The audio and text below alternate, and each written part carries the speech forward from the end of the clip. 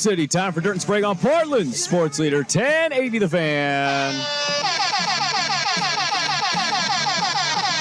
Hump Day! Happy Hump Day, everybody. Good morning. How are we feeling? Are we feeling sexy? We awake? We're awake. There's still coffee. Sexy? Are we feeling sexy? No? Felt sexy yesterday. You got a haircut? Did get a haircut. Come on, you get a haircut, you feel sexy, right? Well, I felt sexy before the haircut. Really? Oh, yeah. Did you have the sexy before the haircut? Yeah. There was a little Starland vocal band going on. Oh, man. How about your day yesterday, huh? So running errands, taking care of the wife's car. Oh, is that what we're calling it? The car? We're taking care of the car? Actually needed service. Sure, needed to be oiled. I get it. Lube that thing up and change that oil. I get it. I get what you're putting down. So then I had to pack. Smoked a tri-tip with chimichurri, some grilled asparagus for dinner. You guys got some kinky names for these things you're doing in your house, man. And then the Kraken put a damper on things, not scoring in San Jose. Did they lose? 2-0. Oof. Last game before the All-Star break for them. That money line was pretty juicy towards the Kraken. It was. Yee, that's a bad loss then, huh? Yeah. The Sharks netminder was he was a brick wall. It sucks. They could not get anything past him. That sports, of all the arguments in sports right now, I would actually love to hear your thoughts on this.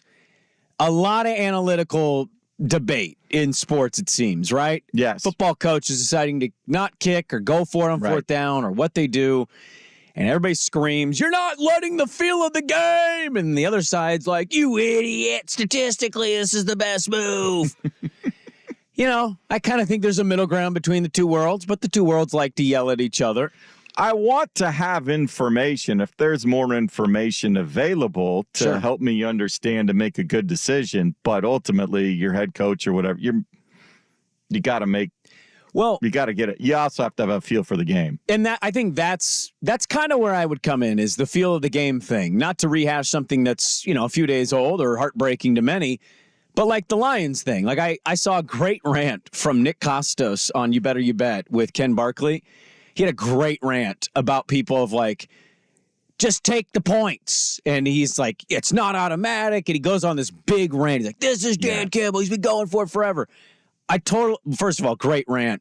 Also, I appreciate what you're saying, but what was the feel of that game in the moment? It wasn't like, the next fourth down that we are trying to convert. It was like, you're down 3, 7 minutes left, NFC title game. Yeah, put yourself on even footing and try to, let your team feel. Anyways, that might be wrong. It goes. I mean, you can argue it on both sides of the fence. You really can. You absolutely can. But I do think there's an element of the numbers. Like if you just continually say, go for it every time and don't trust the field goal. And what is next? If every decision is based on next-gen stats, and I agree with most of them. Well, also, next-gen stats are based on a giant pool of, similar types of events happening as opposed to the one event that the one time you got to make a call. Yes, and to that I just say, like, if you're so in on doing everything next-gen, just let the computer coach the team then. Yeah. Then completely get away from the feel of the game, what it looks like, what momentum is, because you can't quantify those. Those are watching, feeling, seeing, etc. Basketball analytics are great. I think they've kind of jumped the shark a little bit from time to time. Hockey's got to be the weirdest one, where you look at a team like San Jose, and I'm not going to pretend to know much, but San Jose seems like not such a good team this year. Yeah, they're rebuilding. They got a lot of young guys. They're getting experience and going there. But the one X factor always in a hockey game is a hot goaltender. Exactly. You can't calculate that. No. If he is, now you can calculate which goaltenders are more likely to be locked in night to night. But no, if he's just seeing the puck and got it all dialed in, then because the Kraken outshot the Sharks. It Yeah, was they just by got a lot. They just got stuffed. They had their first power play. They spent all 2 minutes in the zone, just firing away, and they couldn't get anything through. Analytics are great. The anti-analytics crowd, don't get it at all. I do think there's a little bit of a middle ground. I lean more analytics, but there's like also the it's feel. It's just another tool. It's just another tool similar to, how good your video guys are at breaking stuff down and feeding players. For basketball, it's important because if you are, especially as you're doling out defensive assignments,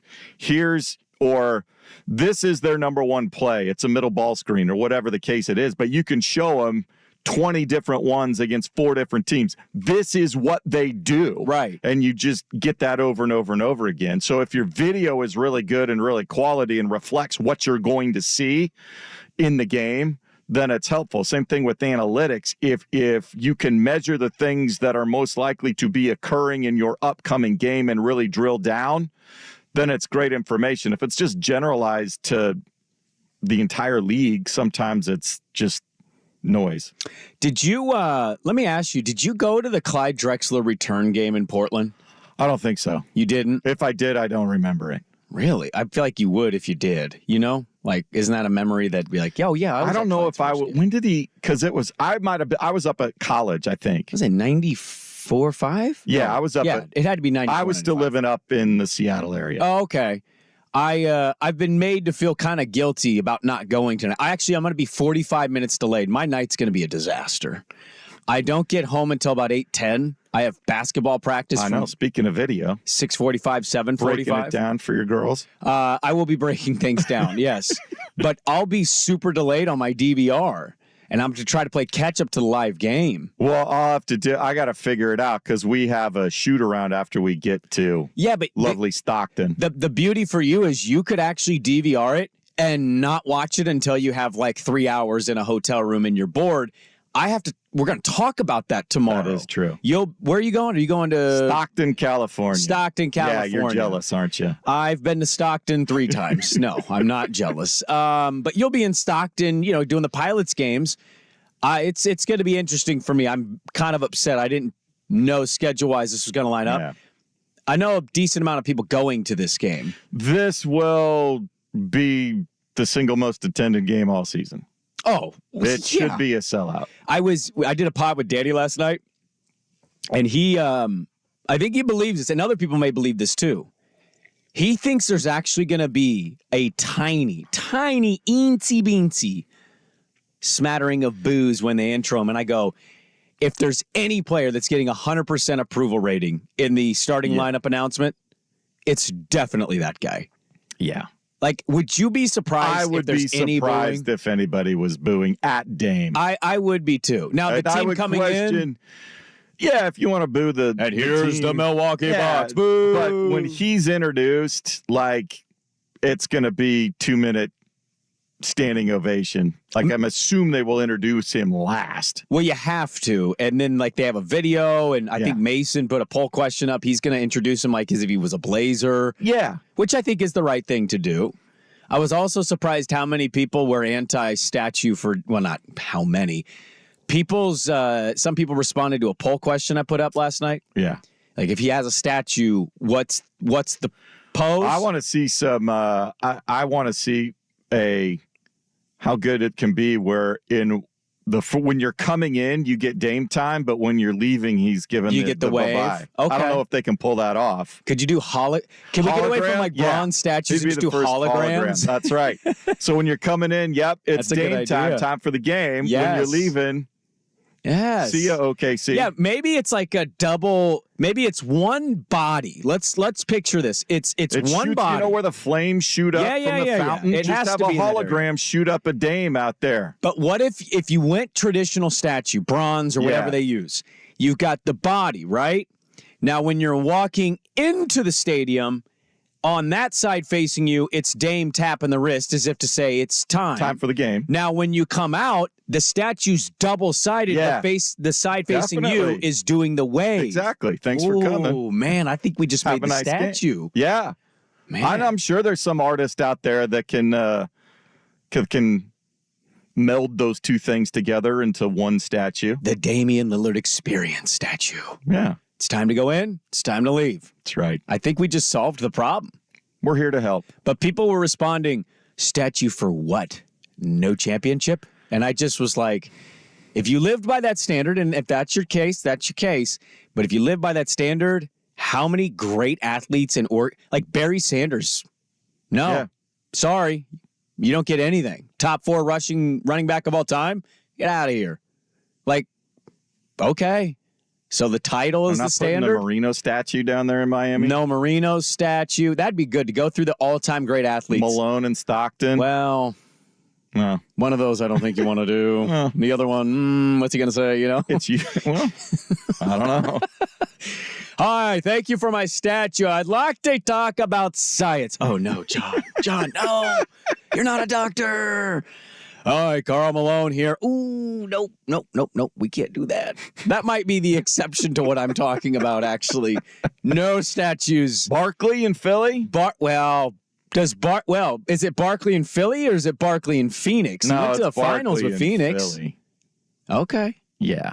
Barkley to you is, you think Sixers? Yes. See, I think Suns. And that's by the age gap, huh? Yeah. He played in Phoenix.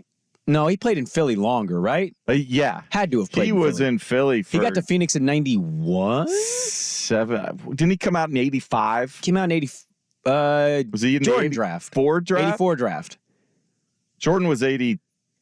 Jordan was 84. 84. Yeah, he was right. 84. Drexler was 83. Yeah. Drexler's a year before. Yeah, 85, and he was there 6 or 7 years. That'd be the most random thing to post in 6 a.m. is when you think of Charles Barkley, what team do you think of? Here's the thing. I bet you. TNT. Yeah, I bet you people will respond. I think of TNT more than anything. I mean, he's been doing that the longest for sure. Yeah. That's the age gap right there. You go in Sixers, I go Suns. Yeah, I mean, come up with a list of athletes that are great, like historically great, and then be like, no statue, you didn't win a chip. Yeah. Okay. Weird standard in my opinion, but, teach their own. He is back tonight, and they've recognized that, and they've price gouged the living hell out of us. The Sixers game, you could have got in for $6. Minimum this game tonight, I believe I saw last on the secondary market, $50. That's still actually fairly reasonable given what it is.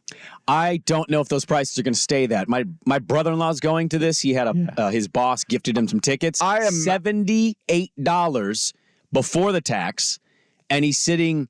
Was that face value? I don't know, actually. I don't know where he got the tickets. Oh. $78 before the fee. Mm-hmm.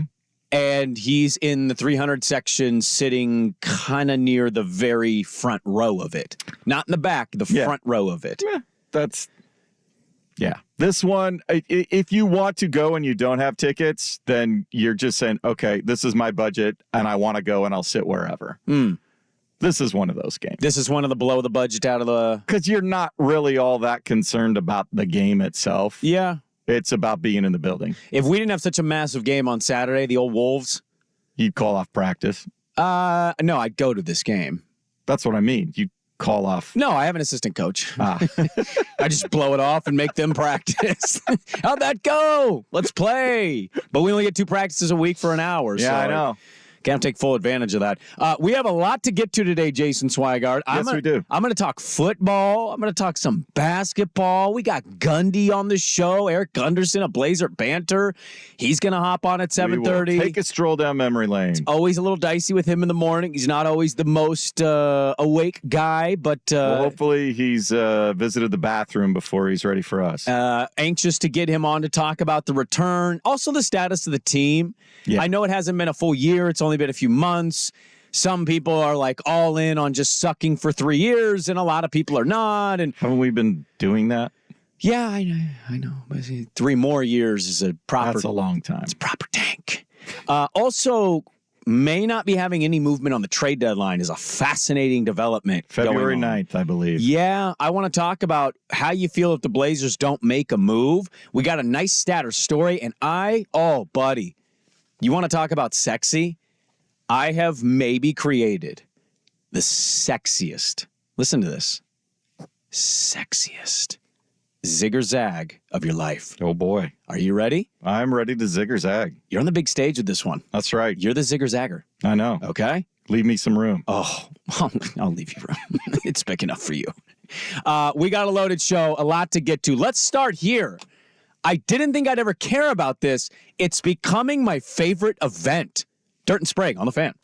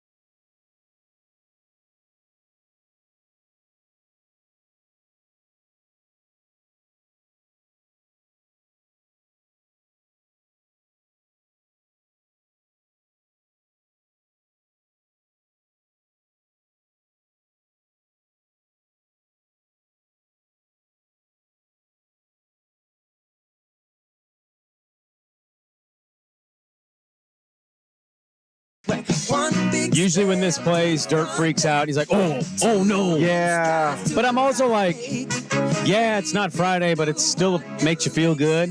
Yeah. It's an upbeat song. Groovy tune. Well, Swag's feeling good. He got laid. I'm feeling great. I didn't, but I'm still feeling great. Did you cold plunge again? I did. Yeah. Yeah? Yeah. Is it restorative? Or is there massive shrinkage? They basically disappear. I mean, yeah. People would ask me what I identify as if you saw me outside of the cold plunge after the cold plunge. I'll just say that. Well, technically, I'll tell you what I am, but what I don't look like right now is two different things. It's actually been great. I'm not just trying to be hokey and with it. I actually spent a decent amount of time like reading about this and yeah. So how long do you spend in the tank submerged or up to your neck or whatever you do? So that's the not controversial. That's the interesting one is like it depends how you feel. I started my first session was 4 minutes. The water was sub 43 degrees. I started with 4 minutes. And I'm going to work my way up to eventually be in there for about 10 to 12. That's kind of my goal. Feels good. Get out of that. About a hypothermia? No, come on. No. Okay. A little bit, but not really. I would highly advise you try it if you ever get a chance. It's miserable, but you get out, your body does feel electric. Are you supposed to do it like right after a workout or just whenever? Here's the messed up thing. They actually advise you to take a warm, not hot, but a warm, like brief shower and then get in there. So the warm, brief shower probably helps promote the circulation. And then the cold water, all that stuff. And then it restores whatever. It's felt great. Been sucked out of you. I've enjoyed it. I also enjoyed Tucanic telling me to stop being a P word and just get in there. I didn't do it with him, but he heard that I was talking about it. And he's like, yeah, just do it, you little. And I was like, okay, you got it. Something I'm not kidding when I say this, Swag. I didn't care about this 2 years ago, 3 years ago, 4 years ago. This is something I never cared about. In fact, if you would have brought it up, I would have rolled my eyes at you. Would have been kind of my natural response. And here I am. I'm becoming Andrew Nemec. I'm becoming obsessed with this. The Reese's Senior Bowl in Mobile, Alabama. It's becoming an event. And and you can certainly say, Sprague, really? Yes, it has been. It feels like the last 4 to 5 years, and it's always mattered to the NFL people, it's becoming like a combine. And well, it could very well take the place of there's talk that the combine is no longer necessary. This feels like it is replacing the combine. They're actually in they're not in full pads, but they're in shoulder pads, helmets. They're running routes. They're performing against each other. A lot of one-on-one All matchups. The scouts and GMs from the NFL teams. Yes. Every NFL team has sent at least one person there. But it's becoming not just like a scouting event. It's becoming an event. Yeah. I'll be curious. I'll be delayed on this one because my game starts at the same time. The game is Saturday, this game. Yeah, I think it's on the NFL Network. I believe it's ESPN2 or NFL. Yeah, anyways, it's on at 10 a.m., so my game's at 10. I'll record it. I'm curious to see how full it gets. The media hordes are down there. It's like Radio Row. It's becoming and replacing the NFL combine. Network's broadcasting live from there. I know ESPN has people down. I don't know if they're live broadcasting, but they're doing hits from their guys down there. Oh, man, there's everybody is down there right now, and the local products are showing out. I read a blurb yesterday from Matt Miller, Joe Milton, Spencer Rattler, Michael Pratt, that's the guy from Tulane, and Carter Bradley from South Alabama all ran quarterback drills. He said all of them combined were worse than either Penix or Nix. Yeah. Like, that's how much better Penix and Bo Nix have been playing and performing in front of all the scouts and the media types. Also, I've seen some one-on-one lineman drills, which I like that, too. The offensive lineman against the defensive studs. You had a Latu from UCLA against a Fuaga from Oregon State. Oh, baby. Fuaga took his ass to the ground. Yeah, Fuaga, there's a lot of expectation. He's playing his way up draft boards. He's Jackson a top 18 Powers prospect. Johnson, the center from Oregon, supposedly is having a great week. He also had a nice video that popped out where he was going one-on-one against one of the best defensive line prospects, and it was a kid from Clemson, and he just shut his ass down. Like, the kid didn't even move. It's really fun to follow this stuff. And I think what you see is a team that gets to an NFC title game just a couple years ago, they valued this and they valued the draft. Now, again, this isn't to tell you, the draft's important. We all know it is. But when you watch the way some of these prospects are ranted and raved about, it's really interesting to me, Swag, to kind of follow that up after the draft process. So the Lions, who did they pick with Brad Holmes' first pick? Penei Sewell. Yeah. In fact, our buddy Will Birchfield told us last week he wanted Sewell so bad that he actually got in trouble. He broke draft protocol. He gave the pick too quickly. As soon as the other team was announcing he was turning in the slip, you're supposed to wait like a certain amount of time. Yeah, we need a little TV thing here because we got 17 people that have to say something for 30 seconds first. And so Goodell and company had to say, hey, there's a protocol here. Stop breaking it. That's how excited for Penei Sewell he was. Here was Daniel Jeremiah, who does a great podcast with Bucky Brooks, Move the Sticks, covers this stuff. He was asked what team on the NFL Network, what team, Swag, can be the Detroit Lions from that draft where they go get St. Brown and Penei Sewell and Derek Barnes. What team can be that team that makes this draft and then just a short couple years later might find themselves in an NFC title game? Here was Daniel Jeremiah's answer. To me, I would bet on Washington. I like where they are in this draft. You're picking number 2, so you can solve the quarterback situation there. Jade Daniels, Drake May, they'll get either one of those guys would be a huge get. Then they have 2 twos because the Montez Sweat trade as well as a Chase Young trade. So they have 2 threes as well. So you bring in Adam Peters, who is John Lynch's right-hand man. We know the roster they built in San Francisco. You got a lot of picks. You got a smart guy making them. I like their chances. We talked about that a little bit yesterday, didn't we? What's the better job? And Daniel Jeremiah and the commies, he's picking Washington there. Ben Johnson did not want to leave. No, Ben Johnson said thanks, but I'll stick here with the Lions one more time, see if we can't take it one step further and see what other opportunities might be available next year. It's not even broke at like 908 or whatever. I know. It's not even an anti-Seahawk thing. I think Seattle's a good job. I think he's only 37 years old, for crying out loud. Oh, I mean, certainly there's an argument to be made of, this kind of decision. I like that he wants to go win a title with his guys. Like that shows you how I think devoted and committed he is to that process. But what I'm saying is this is why I picked Washington yesterday. It's, again, not about a Seahawk thing. I just like the prospects they have. I think they severely underperformed with their coach, who's not been very good for a long time. And I think you get the right guy in there. New ownership. They got a 49ers general manager and Adam Peters. You could cook something up, and in that division, you think it's Cowboys, Eagles forever, and then, Mike McCarthy didn't live up to what he was supposed to. Nick Sirianni was forced to hire coordinators he didn't necessarily want, and that didn't maybe age well. The Giants, we're not sure. You find yourself in a position. So I like that pick by Daniel Jeremiah, and it's been really fun to watch the local guys. The mock drafts are out. Roma Dunze to Chicago. Roma Dunze, DJ I saw Moore. one mock that had him going to the Chargers at 5. Oh, I think you got to address. Yes, I love Roma Dunze. This is what sucks. You got to address so many spots. Like I've seen offensive line, the Penn State kid, and Bowers have also been in some. Bowers, I think, simply because there's a scarcity of top-end tight ends versus top-end wide receivers. Yeah, I'm with you there, but what if the offensive line kid is like the stud? Yeah. See, this is the negative part to it. But I'm all in. I'm late to the party. I'm well aware of that. I'm the guy walking in with the veggie tray, but the veggie tray's already there, but it's half eaten. Sure, it's kind of a waste. But I'm here and I want to party. I'm down. I'm here. You want to get to Alabama's Gulf Coast. I told you this yesterday. It's like the South's version of the French Riviera.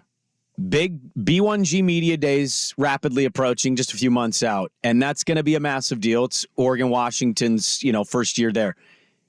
I actually want us to go to Mobile, Alabama next year for the Senior Bowl. I want to go experience it. There you go. I want to walk around, shake hands, kiss babies, beg people to be on my radio show. Like I want to be it. I want to be there. Eat a Reese's peanut butter cup. Feel like I've accomplished everything in my life. There you go. I'm consuming this content every day. So the Senior Bowl's got me. I finally got the Senior Bowl. I think it's replacing the Combine. It would be a better replacement. You're actually getting a game. The Combine is just How high can you jump? And everybody does pro days. Well, yeah. So you're going to just do the pro days and then focus on the Senior Bowl. I mean, look at Jacksonville. Walker's not a bad player, but like he beat out a Hayden Hutchinson for the number 1 pick because his test results at the combine. Yeah, I know. He was so fast and jumped so high. It's like, okay. Hayden Hutchinson, pretty good. The bigger thing is getting all the measurements, getting the medical information and the interviews. That's really the biggest piece of the puzzle. Penix is trying to get that narrative like, yo, I know I've had some bad knee injuries, but like I'm ready to go. He was throwing darts. Bo Nix was throwing darts. I'm excited to see where they fall because I think they're going to fall to good situations where they don't have to have that pressure on them right away. Yep. And you can sit. Late first round is a great place to go. It is. We'll see what happens with that. Coming up next, this is really the best you could do? I don't know about that. But first, Swag with the sports update.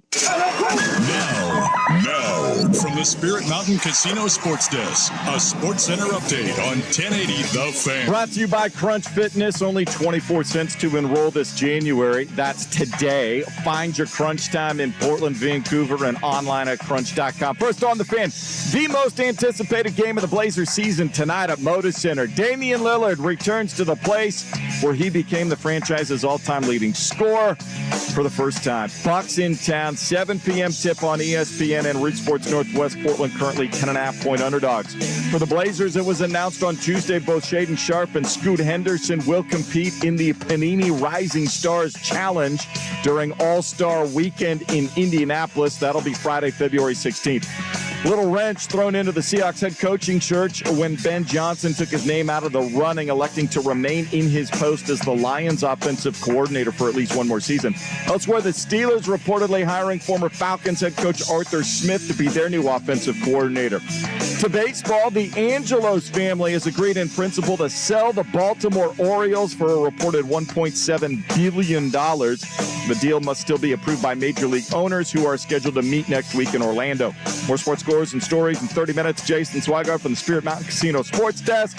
The playoffs, the big game. Watch and wager on all the action at Spirit Mountain Casino. Learn more at spiritmountain.com. You're invited to play in the first annual Fan Winter Golf Classic at X Golf Tualatin and X Golf Vancouver. Sign your threesome up at 1080thefan.com. Prescriptions require an online consultation with a healthcare provider who will determine if appropriate. Restrictions apply. See website for details and important safety information. Subscription required. Price varies based on product and subscription plan. Hey guys, did you know there's a generic form of Viagra that works just the same, but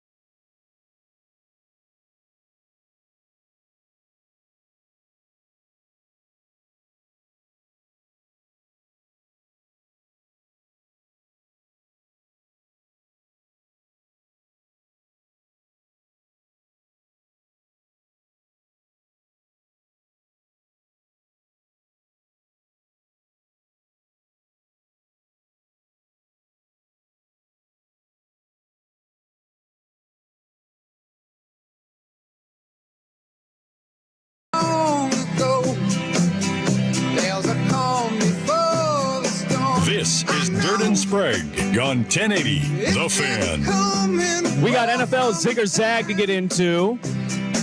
Damian Lillard makes his illustrious return. People upset about statues being built for a player who didn't win a championship. It's a fascinating position to take. So what, we're only putting Dr. Jack and Bill Walton out there? Do me a big favor. After the show today, before you head to Stockton, could you drive 3.5 hours north and just start ripping down the Ken Griffey Jr. statue, please? He's a bum. He didn't win a title.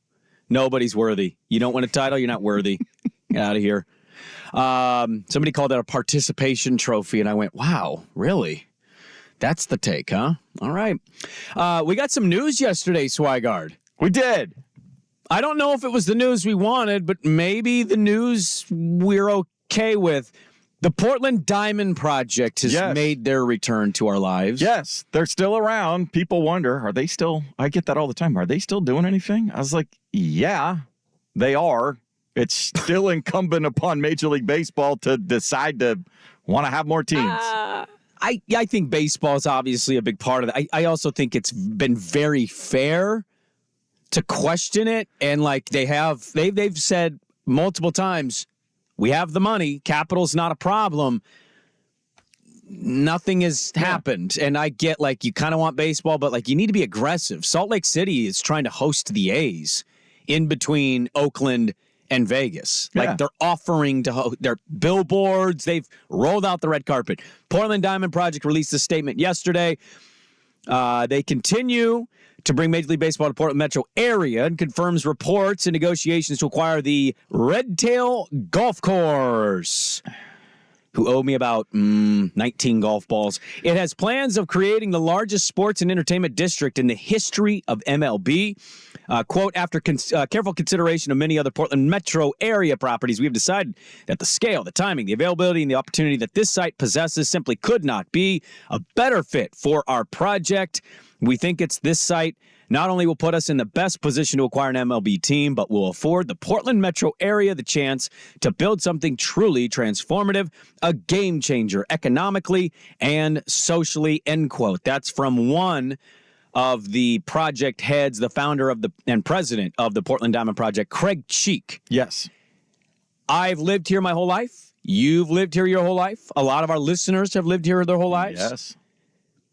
Hey, the rendering on your digital photo of a stadium looks cool. I've also been in this area. I used to live over there. This seems like not a great place. It'll be, I mean, I'd have to see what the footprint looks like. Obviously, it's a lot more land than Lloyd Center with a lot less red tape and headaches. If you asked them with true serum, hey, Craig, hey, whoever, like, wouldn't they say the PPS building? Wouldn't that ultimately be their pick? Yes, but they don't want to sell that building. So what are you going to do? But you're going to put it in a spot that already, like right now, without it, is already heavily congested and awful for traffic. That will be maybe the single most important piece of project planning, if it ever gets to that point, is addressing traffic flow. I mean, we can't address it now, and we don't have a stadium or a game for people to go to over there. Yeah. 217, I tweeted this, and I kind of mean it. I don't know the infrastructure of I'm all over the there. cities. I'm on it all the time. And the construction project continues. They're getting, at least that construction project, you can see like progress. Sure. And it will help, but it's not going to alleviate the jam. It's the toughest 8 miles of highway, I think, in the metro area. From a congestion traffic standpoint, it might be one of the worst places in America to put a stadium. Like, hot take. Yeah. Levi Stadium's up there because it's similar. It's not near. Yeah, but they got the hell out of San Francisco. They went way the hell to Santa Clara. Like, they got out of San Francisco. They're an hour away from the city. They went to a different location. It's a bottleneck location. Okay, and what does everybody say about it? The same thing. This sucks. This sucks. Stop putting stuff here. Yeah. Like Super Bowls, national championships, Pac-12 title games, whatever it is, stop doing it. And we can get into this a little bit later because we're against it. We got NFL Zig or Zag, but I don't know. Like I was. I mean, the thing is, I want another sport. I want another team. I definitely want that. I'm tired of being minor league Portland, Oregon, USA. I just can't see it there. I can't, and I know that's their decision. They've got the money. They want to buy it. And for them, it makes sense. yeah. You have no max availability over there. You have one of the worst highways ever created by man. And it's kind of this weird, like it's an older neighborhood area and mixed with the mall. I can't visually see it. I don't know how it makes sense. There's a whole other, and if they're bringing in other elements of an entertainment district as well, then I want to see the whole project. Yeah, I just don't think it makes sense with our infrastructure. But yeah, there are massive challenges in terms of the development picking that spot. This kind of feels like it for them. Like all the eggs have now been put into this basket. It's Red Tail Golf Course, bye-bye, stadium right there, or bust. There's not another option. And that's what this told me yesterday was like, this is it. Because when they expand, they're not expanding again. No, when they get to 32, they will be at 32 until we get to a point in where you can expand internationally. They figure out how to do it. I tend to believe that as well. So like everything being put into the Red Tail Golf Course area basket, I don't know, man. I've lived there. I've been over there a billion times. I just can't see it. I don't think it's a good spot at all. And I love how we just so readily, we just add some max lines. Like, oh yeah, that's been so easy and quick for us, hasn't it? Well, there is. I can't believe there's max on the other. You can because it's going to be 4 or 5 years of building this thing. So max is coming down 217 a little bit from 26. And for the people who don't ride max, are you fixing the traffic problem, or are you just like, hey, roll with it or take max? I'll have to see how they get them in there. Let me see what your project looks like. Yeah, and also like I don't know, by definition with zip codes maybe it is, but like it doesn't feel like a Portland thing. It's like the Beaverton baseball team. Definition, I don't know. I'd have to look up the zip code of Red Tail if it says Portland, but You chose to live on the east side. Oh, it's not even a jealousy thing. I'm just trying to be reasonable and logical, and I've lived here. Like I go there all the time. I have family on the west side, so I know what that area is like, and it's bad without a baseball stadium. Yeah. So, good buzz, bad buzz. Where did this land, you think, with people? I think people have given up for that this is people gonna happen. that there's something. I don't think people think this is forward, going to happen. I'll tell you right now. I imagine there's a lot of skeptics. Yeah, I would say this vast majority are skeptical on this. And it's not all their fault. Like a lot of this is our city and locations and all that stuff, like for sure. But I think we've reached beyond skeptical at this point. NFL Zigger Zag. We'll dive into this some more. How do you feel about having a baseball stadium where Red Tail Golf Course is? As somebody that has never broken 85 at that golf course, I'm not that upset by it. But truly, how would you feel about having a baseball stadium over there? Can they make it work? Would it work right there? We'll get to that coming up in the final hour. NFL Zigger Zag is next on The Fan. It's the Vancouver Ford text line. Plenty of time.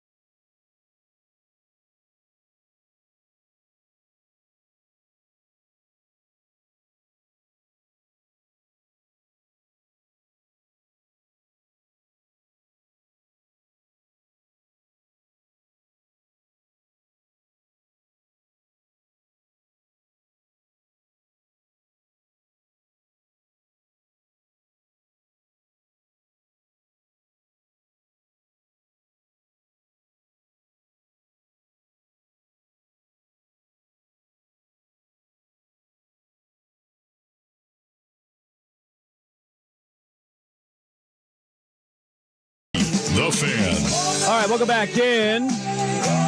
Damian Lillard making his return to Portland tonight. We'll dive into that in the second hour of the show. We're going to do some on-air producing here. We're gonna push Zig Zag. I got a full Zig Zag, but I don't have a full clock, so we're gonna push this to the final hour. We will Zig Zag at 8 a.m.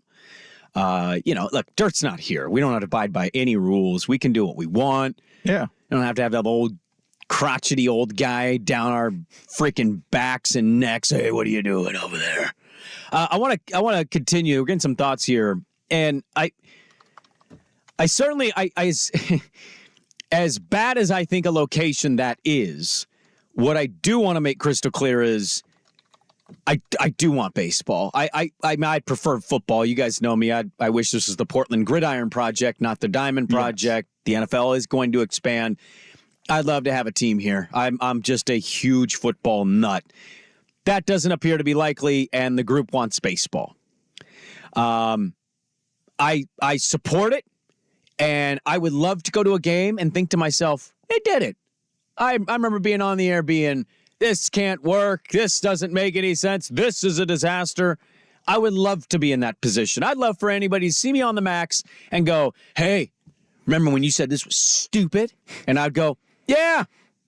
Got a doubleheader today, though, huh? That's right. Like, yeah, I want that to happen. I want this to work. I am tired of being a minor league city, and that's what we have been for my entire life. I get so jealous and reminded every time I go to Seattle for something. Cincinnati has more things than us. Mm-hmm. Cincinnati. What the hell? We can have nice things. I truly believe it. I want to read a couple thoughts here. I live just west of Redtail and use Redtail often for golf. I would hate the traffic mess that 217, Hall Boulevard, and Shoals Ferry would be. That area is already congested. I'm wondering, how would they handle the resident bald eagle that has a nest on the 11th tee box? Odd question. Well, like I said, you're going to have a good 4 years to sort all this out if it actually gets to that Can we point. build around just the nest, and it's like, hey, we have the eagle in right field? No, you call the Audubon Society and help them relocate. You figure out how to relocate it. This one, traffic problems overblown. I went to Chavez in L.A., and that is an S show, yet they get 40,000 every night. Build it. Bring MLB. Yes. Or we just continue to be minor league city. And I agree with the last statement. I've also been to Chavez for a playoff game, so even worse than what you experienced. Yeah. You cannot take a car and drive home from Chavez. You basically have to walk to a couple streets and then Uber. They're also L.A. They have like 7 to 8 million They're used to people. Traffic there. They understand what traffic is, and it's just built into part of the experience. But what does that stadium hold? Is it? It's over. It's like 56,000 if you fill it all up. So you can't fill it up, and you're in L.A. So, and we know that if they get it, it's the capacity is going to be in the mid to upper 30s. It may not even be 40,000 seat ballpark. They're not going to go overboard, so it looks half full on a Wednesday night in July. I think they've already been on the record that they're going to go to the minimal amount of seats they can build. Yeah, just so I would expect 36,000. Make it a hot ticket. Somebody else at the Vancouver Ford text line, 503-864-6326. I live near Redtail and Hall Boulevard. It's not a good choice. The traffic on a normal day is already terrible. Nothing they can do will change it.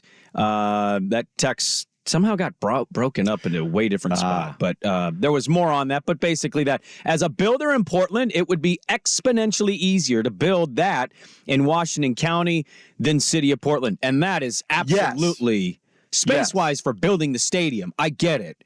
I'm talking more about the infrastructure, not where it is easier to build and all that. But the I wonder if that gets to the point, and I've maintained 217 needs some sort of express. The people going that are simply going from one end of it to the other, that are not going to get off at an exit, if there was some sort of upper deck flyover and charge a toll.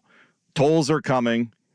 We know that's coming. I love how confident you sound when you talk about how we're just going to fix our traffic situation as if it hasn't sucked for 15 years. Well, it's because there's no money to spend to do it. Essentially. And now we're going to get money? Well, if part of The project is infrastructure itself. Well, this is the other part of this. People question the Diamond project because they don't. It's going to be a $2 to $3 billion project if they get it. But people, this is another thought. People question the Diamond project because they don't tell us anything and they try to be super secretive. I mean, you still have people wondering who's financing it. Like, yes, they tell us they have it. There's no reason for them to become public until they need to become public. And I think Major League Baseball, they've already revealed themselves to Major League Baseball knows who they are. Sure. So that's all that Wouldn't you want no, because there's nothing. You don't want people in your surrounding area that you're building a stadium for to be hyped about not knowing. Building it yet. There's simply a plan and a project. There will become a point in time when that group. But you're acting like it's an advantage for us to not know versus the people who don't believe this is real. It doesn't matter if we know now or not. We would like to know, yes, but it's as far as the thing actually happening and getting done, it doesn't matter yet. No, it's not about it getting done. It's about getting people to believe it's real. They've lost that. You know that, right? They've lost. I would say that doesn't even matter yet. It doesn't matter yet. It does not matter until Major League Baseball and Rob Manfred gets in front of a microphone. We have figured out the A's and the Rays. We are taking applications for expansion. At that point, very shortly after, that's when it matters that person or people or group or the face of the money makes themselves known to the Portland public. That's the point at which it matters. I mean, I'm not disagreeing with that point, but okay. Like, I don't see the negative of just having people know that, like, hey, so-and-so billionaire is all in on helping the city and the surrounding area. The nitpicking from media and whatever about them, nothing good comes from that. Really? Yeah. So if you know somebody that's worth $12 billion is all in and backing everything, that you're not like, hey, this is kind of cool. If there is nothing to talk about because nothing can happen there is something to talk about. You're purchasing a massive amount of land. And you have people out there that run the group that are in charge of that. Yes. Okay. You don't need to know it yet. You just flat out don't need to know it. But it also doesn't matter if you do. I think you're acting like it's going to be some detrimental thing if we go, hey, we know the billionaire. Oh man, we can't get it anymore. Then you're going to want that person to answer, and there's nothing for that person to say yet. I mean, person to answer. We currently have an owner of a basketball team. She doesn't talk. I think you're way overestimating that part of it.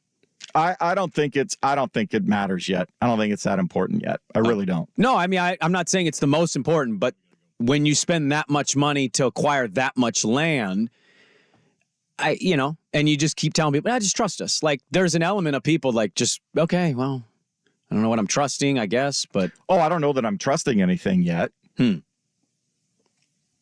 I don't think we're disagreeing, but like, we are? I don't know. You seem very like defensive about knowing or not knowing. If I were in the Portland Diamond Group, I would be very strategic about when that group or the face of the finance reveals itself. I would be very strategic about that because you want to have it. Because if they come out too early and here it is, and then nothing happens for 2 more seasons because Major League Baseball is still twiddling its thumbs about expansion, then the hype dies down. You want the opposed hype, to like coming out 3 years ago, making shirts and T-shirts, and then going away for 3 years. You mean that? Because that's already happened. Well, I know, but when that person reveals him or herself or itself, yeah, that's when you're having a call to action to actually come out, put money down on deposits, all of that stuff. You want it to be at an all-time high. Okay, well, it's a little thing. I guess I think you can still have the hype and the deposits put down as soon as they can get it. And you still drive up, excitement for it either way. But I just don't know how realistic it is. That area is a tough area to build in. I know people want another baseball team, so there's certainly that crowd of like, who cares? Just do it. We'll figure it out. There's also the other people that are like, yo, this is a really tough area to build out and traffic's going to be a disaster. We have a lot to get to in the second hour of the show. Damian Lillard making his return to Portland tonight. How we're all going to feel about that. Loaded second hour. Eric Gunderson at 7:30. Dirt and Sprague, hour 2 on the Odyssey app and the Fan.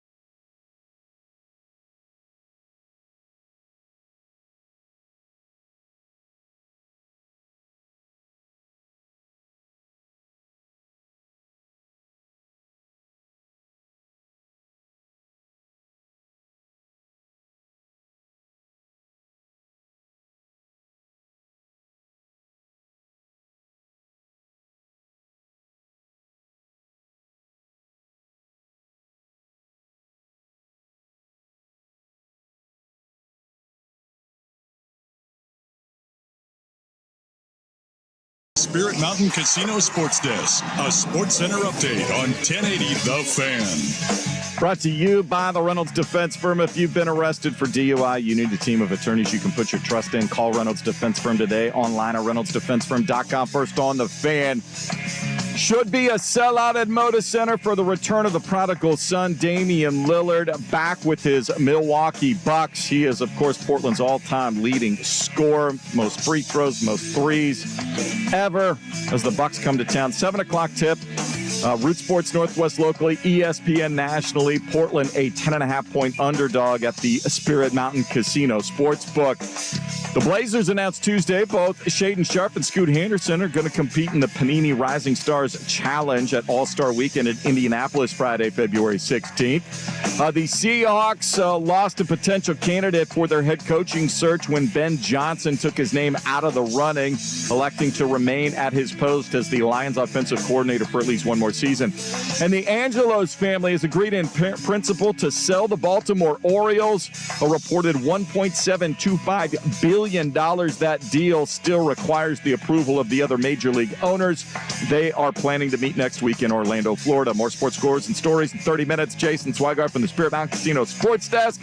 The playoffs, the big game. Watch and wager on all the action at Spirit Mountain Casino. Learn more at spiritmountain.com. The inside story on the Blazers, Ducks, and Beavers. Danny and Dusty. Weekdays noon to 3 on the Odyssey app and 1080 The Fan. day, some of the kids from the neighborhood carried my mother's groceries all the way home. You know why? It was out of respect. This is Dirt and Sprague. Most important thing in business is honesty, integrity, hard work, family, never forgetting where we came from. See, you are what you are in this world. That's either one or two things. Either you're somebody or you're nobody. With Andy Dirt Johnson and Brendan Sprague. A month from now, this Hollywood big shot's gonna give you what you want. Too late, they start shooting in a week. I'm gonna make him an offer again with you. Dirt and Sprague on 1080. Me, I always tell the truth, even when I lie. So say good night to the bad guy. Come on, the last time you're gonna see a bad guy like this again. Let me tell you. The Fan. All right, welcome back in hour number 2. Dirt and Sprague here on Portland Sports Leader 1080 The Fan, the Odyssey app, youtube.com/1080 The Fan. Good morning. One listener, I think, kind of with what my general thought was at the end of that last segment, it really kind of felt like you are the financing backer and the financier of the whole project. You sounded very defensive, and I was not expecting the tone and the kind of position you took on that one. No, I don't have $5 billion in the bank account. You think I'd be getting up at 4 a.m. to come here? No, but it kind of felt like I was like talking about this with one of the people of the project, the way you were so adamantly Well, if we get against to the point where there's a real opportunity for Major League Baseball to get a team, you want it to work. Isn't that, I mean, yeah, we don't have to rehash this because I know how you feel, but like I would kind of just ask, isn't that kind of where we're at right now, though, is we're in a position where we're trying to get a Major League Baseball team? We know they're going to expand. Like, you don't need an announcement. That's a fairly obvious thing. Salt Lake City's gearing their entire city up for it right now. So we know that's happening. But it's not going to happen until Manfred says it's time for it to happen. Okay. And that's still, I think. He's just gone around to cities meeting with them secretly and told them it's going to happen, but we're waiting for Manfred. Until it goes. Okay. You can reach the show at the Vancouver Ford text line, 503-864-6326. They treat you right before, during, and after the sale. Visit them for more info at vancouverford.com. If you miss any of the hours of any show, 1, 2, 3, Danny, Dusty, Primetime, us, any of them, you can always catch it at 1080thefan.com under our podcast section. That's where it'll be. And we store it out there. Catch all the podcasts wherever you get your podcasts. And I want to remind you guys that we're inviting you to go to 1080thefan.com and sign up for our first Fan Winter Golf Classic. We do the Summer Golf Classic. We have the Winter Golf Classic now at X Golf Tualatin and X Golf Vancouver. It's Tuesday, February 27th. Sign your threesome up now, and you can choose from either the noon round or 4 p.m. round at either location. Danny and Dusty will be live from X Golf in Vancouver. Isaac and Suk will be live from X Golf Tualatin. The winning threesome gets a free foursome at the 10th annual Fan Golf Classic this summer. And the last place threesome will receive a free lesson at X Golf. Go to 1080thefan.com for more info and assign your threesome up now. I don't know if there's anything that gets us quite hot and bothered than hypothetical sports teams not existing in our city, but arguing about where they should play and if they will actually exist. Would you put your money, I'll say this and then we'll move on. Would you put your money on that this is going to happen? Eventually, one day, yes. I don't know when that one day is. But we're going to be one of the cities picked for expansion? Yes. In the next expansion? Yes. So one day is probably within the next 5 years. 5 to 10 years. Now it's 10? Well, 5 to 10 until it's actually built and there's a team here playing. Wow, yeah. What do we do in that situation? Like, what if one city's ready, the other city's not ready? Or are you picking two cities that don't have stadiums? I think you're probably going to pick two that there's. Salt Lake has a stadium. They're like, they put like a thing out where they say they're ready. They have AAA ball. Yeah, they have the old Portland Beavers, the Salt Lake Bees. Or, is that where the Beavers went, Salt Lake City? Yeah. There you go. Well, they probably have, I don't know what it seats. They probably have to put in some temporary seating to add to it. Some kind of, requirement for a certain amount, right? There needs to be at least, 20,000 or something. Damian Lillard is back in town. Yeah. He made his return. He went to Adidas yesterday. The media got the email, hey, be there with your cameras. And they dedicated a basketball court to him. They put his name on it. Yeah. That's a pretty cool little thing to have on your resume of his career, and he got to sign the cord. And do you see what he showed up in? No. Red and black. His colors are green and purple now. Why is he showing up red and black? What's it mean? It means I'm taking the under of 3.5 years until he's back here as a role guy for the Portland Trailblazers. But he is back tonight. Big moment. Teams, had some spots, but relatively kind of irrelevant this year for a lot of our fans in Portland. This is the game to go to. Damian Lillard's making his return as a Milwaukee Buck. It's going to feel really weird to see it. I think so. To hear it, to see it, the tribute video, because all those years, and look, I'm this isn't a shot at him, but like all the years of like I'm here and I'm okay not winning a championship. It worked itself to the point where he kind of felt like he had no choice, and he gets to go to a great situation with Giannis. I believe this will be 100% approval rating. He will get a standing ovation. It sounds like he's gonna have a 2 to 4 minute type of, welcome back. Yep. This was your career video. And of all the games to miss, this is the one I'm super jealous of because the atmosphere, the electricity of, hey, he's playing us, and like they're not very good, but maybe they give. I think Chance is going to play the veteran guys as much as he can tonight. This is going to be the Malcolm Brogdon 35 minutes, 8 and 34 minutes. Anthony Simons 36 minutes. Like this is that game, I think. You go try to win this game. You probably can't beat the Bucks, but in the off chance you get hot, you can't miss. Jeremy, Malcolm, Ant, go try to get a dub. Ruin his homecoming. Give him a standing ovation, clap, cheer for him, but then the game happens and you root against him. The big question I have, I mean, we've seen 4, 5, 60-point games in the last couple of weeks. Mm-hmm. Do the Bucks say, all right, Dame, have at it? Giannis kind of hinted at that. He said, we're going to feed him, but we want to win the game. Like, okay, sounds like you're just going to give him a ton of looks. Because if you were actually putting a game plan together for this game, I'm turning Giannis loose and going to the rim. Well, yeah, I mean, Giannis is the one that could have 50 or 60 pretty easily tonight.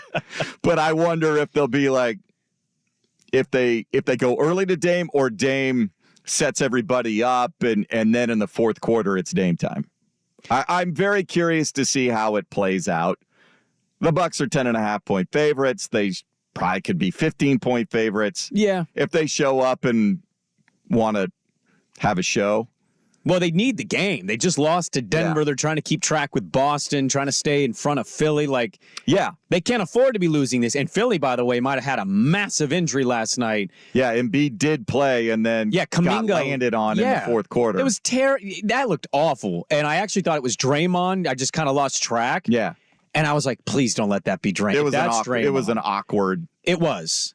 But it was one of those, like, as soon as he landed on it, the leg just kind of bent down, and you felt for the big guy. You really did. Not shocked he played because, well, it's TNT, but man, to have that kind of happen to them, they were already 14 points down at that point. Massive blow. So Milwaukee has to come in here caring about the game. The emotional part of this and the response to all of it. We got some audio to get to as well. Dirt and Sprague, we're back with more on Damian Lillard. How you feel about seeing Dame come back tonight? Are you going to the game? We'll talk about it more next on The Fan. The Herd with Colin.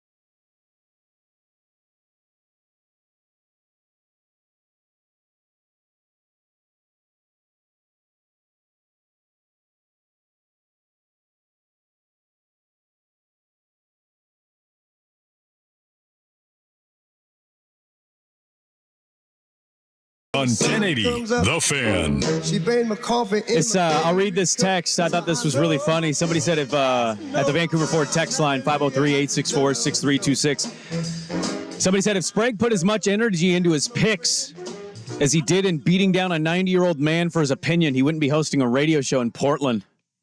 Sorry that I'm beating you down so hard. Who are they talking about? He's 90. No, I mean, come on. Do we not know the show? We don't know the inside jokes of the show? You look great for your age.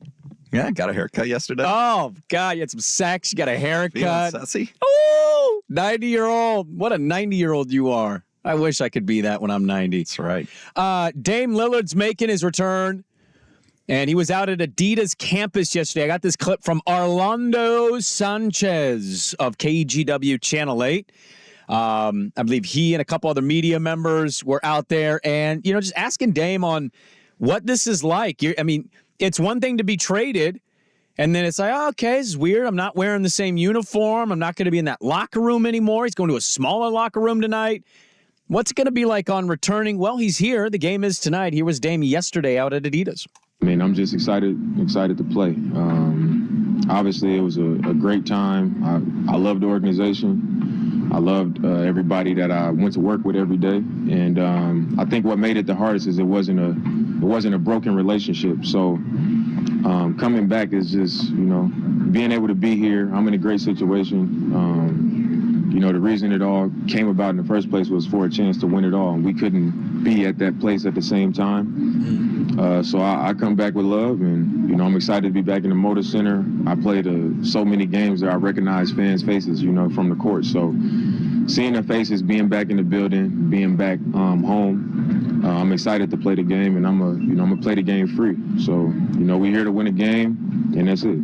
I'm curious to see how he reacts to this. I said yesterday with Danny on the Jack Ramsey's pod, I was like, the only time I can think in his career where these nerves have been somewhat similar or been to this high a level for him has to be the rookie year first game against Kobe and the Lakers, right? Probably. I'm just like, oh my, like he's almost shaking physically because of how internally he's amped for this game. I'd imagine it's something maybe their similar. First playoff series. That's a good one, but getting a walk off on that. The one thing we saw about him is even if those nerves are high, he internalizes that so well and doesn't allow it to interrupt the game. Swag. He mentions there, how it kind of ended. I want to kind of point out how we got to where we were with him and where we are going. Now, this isn't to say this is the wrong decision and this won't pan out for us. I certainly hear from that crowd and I hear from the others. Yeah, we should have tanked. We were terrible. It was time to end it all.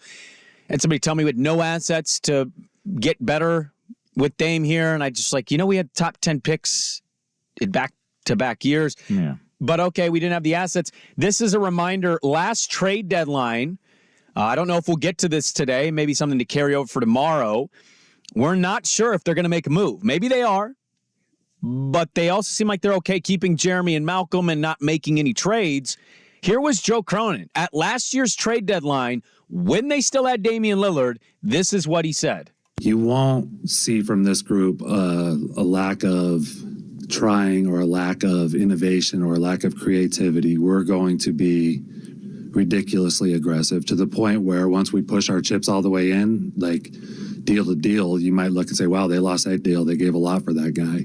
But no, that's just us pushing our chips in. We feel extremely obligated to put a great roster around Damian Lillard. And when I say we, that's from the top. Jody and I have had a lot of conversations about how important it is for us to do right by Damian. That was 5 months before they traded him. Just a refresher of I know you guys know this, but some of you act like this was a done deal, that they weren't ever trying to build around Dame. And I just wanted to remind people, that's what they said at the trade deadline. That was the intention. So either there was a bold-faced misdirection or they couldn't make it happen. Yeah, certainly both things possible. That's the only outcome. Here was just a few months later, Joe Cronin at the draft. They drafted a point guard who was 19, and he was asked about Dame still being on the roster with Scoot Henderson. I think the first thing he said is, yeah, Shaden can swing a little, which helps. But there's naturally 12 minutes right behind Dame where if Ant doesn't swing to the 1 as often. So you get that. It's still figuring it out, like a really important thing in a draft. And, we hear it all the time and probably here in Portland more than anywhere. Draft for talent, not need. It's critical. And I just wasn't going to be moved at all by need, especially drafting that high.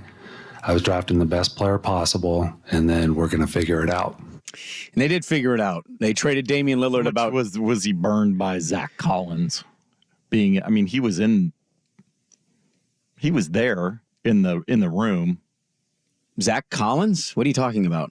Well, drafting for need versus the best talent available. Oh, well, famously, the Zach Collins pick was something Neil wanted and then made up a story about watching Zach Collins at Portland. And there you go. There's Kevin McHale and LaMarcus Aldridge hybrid. Zach Collins, our 10th pick. Trade 2 picks to move up 10 to draft that.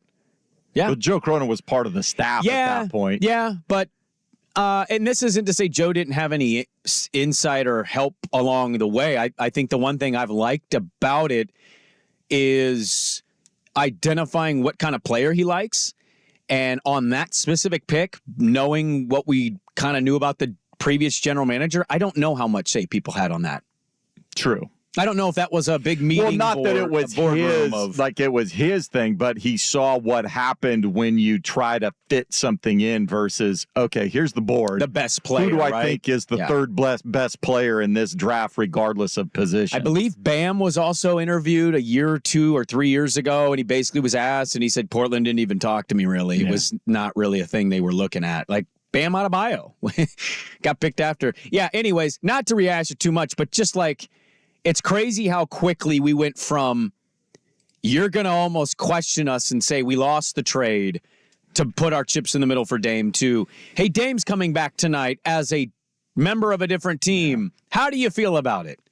This has only been months. It's not even been a year yet. Sub a year. That all that transpired. What a just turn. Yeah. What a turn. And it's not that it's not the right move. Dame's aging, a contract in later years for sure. You can certainly suggest that, hey, there wasn't an all-in move. And that's a fair point. Maybe the asking price for certain players was ridiculous, and almost everybody here was like, I don't give up that. OG's been pretty good for the Knicks. I want to say they're 14-2 since they traded for him. Yeah, but he just got hurt. I know. But I'm just saying, like, there were moves. It was just a matter of, was the asking price too much? But Portland's going in tonight, 14-33. Dame making his return. And so we'll have to wait and see. Looked like a pretty cool event, too, that Casey Holdall and Bruce Eli had on yesterday. The photographs, Dame's time in Portland. And it wasn't basketball photos necessarily. It was just his time in Portland. Yeah. Personal photos, photos of different fits and life on the road and whatnot. So that seemed like it was a pretty cool event. I had heard about that late, but I had basketball practice, so I couldn't go to it. But he's making his return, and it's going to make people that love this team, the truly diehards. All sorts of emotions. I'm curious how many Lillard Blazer jerseys we see in it. I would think so. Does Ant try to bust his ass like little brother against big brother? I would hope Ant's geared up for it. Yeah, me too. He's had a shaky little couple games here. Hopefully snaps out of that and plays well against Damian Lillard. Let's talk a little bit more about this with a guy with a good perspective. He goes to the games. You know the Substack. You've heard him on everything. He's been on our show. He's been on other shows. He does Sean Highkin's podcast. Eric Gunderson of Blazer Banter. He's going to join us for the Daily Ticker. Hang around with us a little bit. What this means. We'll dive into NFL Zigger Zag at 8 a.m. We got Statter Story at 8:15. A nice little feel-good local story that's on the East Coast right now that happened last night. We got audio with that. And, we have a loaded hour and a half of the show. Eric Gunderson on the Daily Ticker next. But first, Swag with a sports update. Now, From the Spirit Mountain Casino Sports Desk, a Sports Center update on 1080 The Fan. Brought to you by Crunch Fitness. Just 24 cents to enroll this January. Find your Crunch time in Portland, Vancouver, and online at crunch.com. First on The Fan, it is the most anticipated game of the Blazers season tonight at Moda Center. Damian Lillard returning to the place where he became the franchise all-time leading scorer for the first time. Bucks in town, 7 o'clock tip on ESPN and Root Sports Northwest. Portland currently 10.5-point underdogs at the Spirit Mountain Casino Sportsbook. Blazers announced Tuesday that both Shaedon Sharpe and Scoot Henderson will represent Portland in the Panini Rising Stars Challenge at All-Star Weekend in Indianapolis on Friday, February 16th. Little wrench thrown into the Seahawks head coaching search. Ben Johnson took his name out of the running, electing to remain in his post as the Lions offensive coordinator for at least one more season. Meanwhile, the Pittsburgh Steelers reportedly have hired former Falcons head coach Arthur Smith to be their new offensive coordinator. And the Orioles are on the block. The Angelos family agreeing in principle to sell the team for a reported $1.725 billion. That deal needs league approval. The owners scheduling to meet next week in Orlando. More sports scores and stories in 30 minutes. Jason Swigart from the Spirit Mountain Casino Sports Desk. The playoffs, the big game. Watch and wager on all the action at Spirit Mountain Casino. Learn more at spiritmountain.com.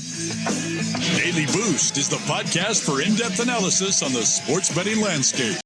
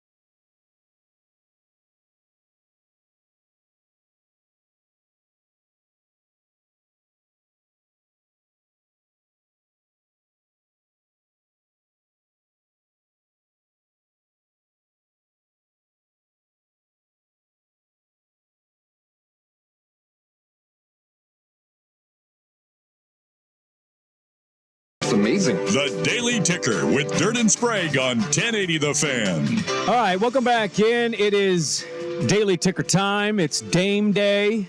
So one of our listeners on Twitter's call it that. And a lot to talk about. Damian Lillard making his return. You know him on Twitter, at Blazer Banter.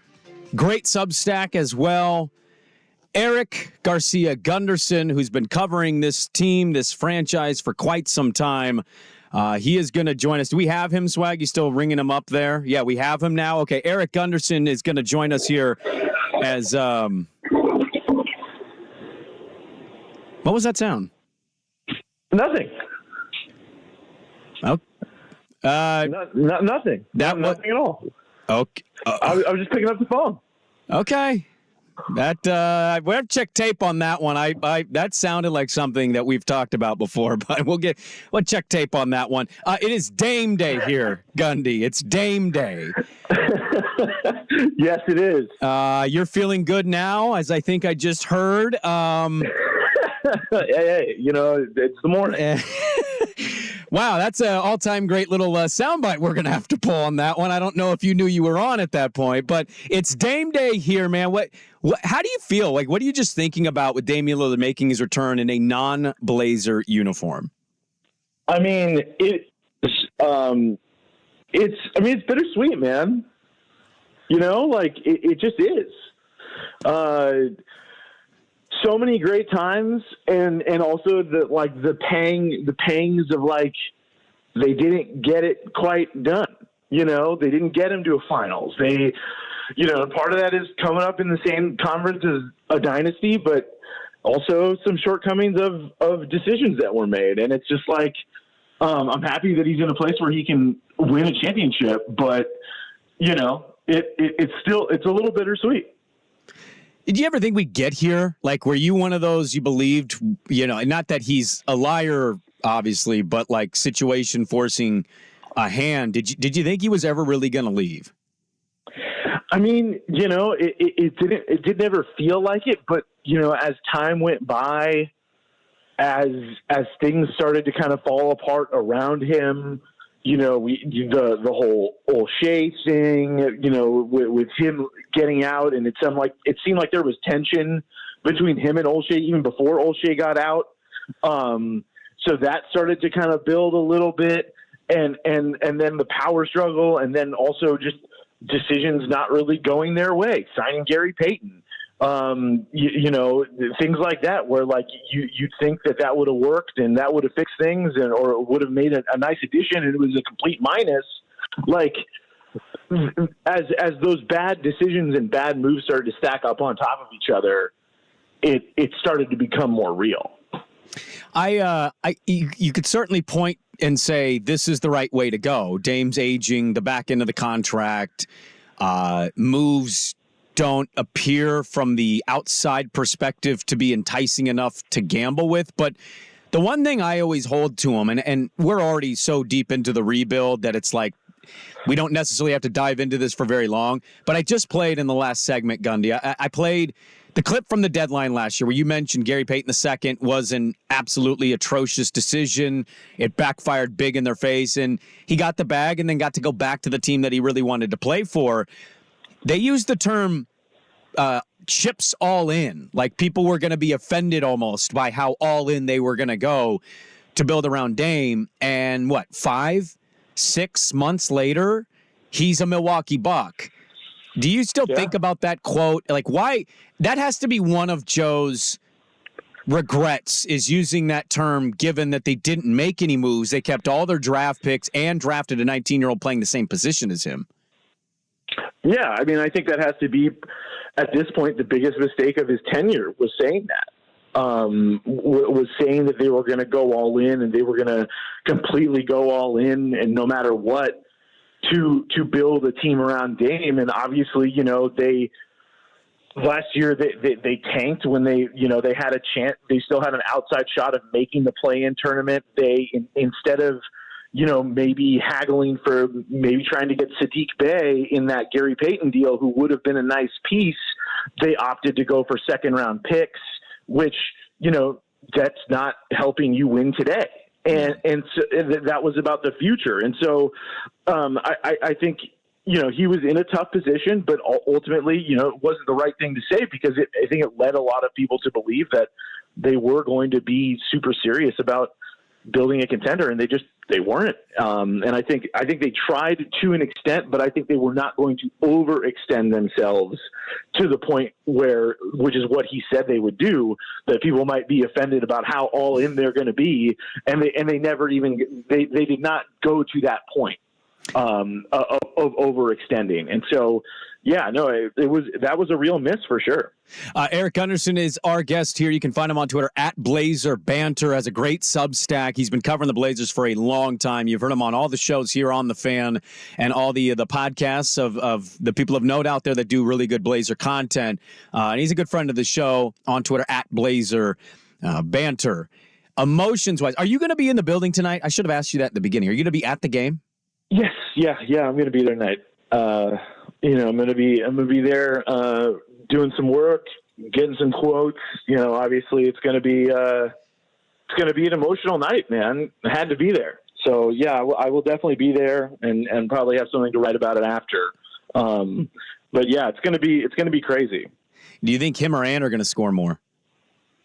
Oh, I mean, I think Dame's going to go I think he's going to go off. Doc Rivers is also such a big narrative heavy coach. Oh yeah. I feel like with Doc being the coach now, they're going to run so many plays for Dame. They're going to try and set him up to have a huge game. Giannis said, that they're going to be trying to support him. And I just feel like that's going to be there tonight. So I would not be surprised if Dame goes for 45 tonight. See, that's the thing is he talked, I think yesterday out at Adidas, just how emotional all of it is and how it's just going to be a moment that he hasn't experienced, obviously, because he's only been on 2 teams now, but how and not that he hasn't been in pressure pack situations or felt the nerves of getting ready for a game, but just how he internalizes the video, the Mark Mason introduction, which I would imagine is going to be the same that he got when he was a Blazer, how he internalizes all of those feelings because he's never been here. He's never had to go through this before. This is different than any experience he's ever had. I'm fascinated to see what the first 5 minutes of that game is. I tend to agree with you that he's going to go off or that they're going to try to make a point of letting him go off. But does he start 0 for 3, kind of pressing and letting the nerves kind of get to him a little bit there? Yeah, I mean, like you said, we've never seen this before, but, I'm thinking back now, his first game at Golden State in Oakland when he was with the Blazers as a rookie, he went off in that game. Mm-hmm. And I just think when Damian Lillard, he responds to pressure by performing at the highest level. It's just it's kind of what he does.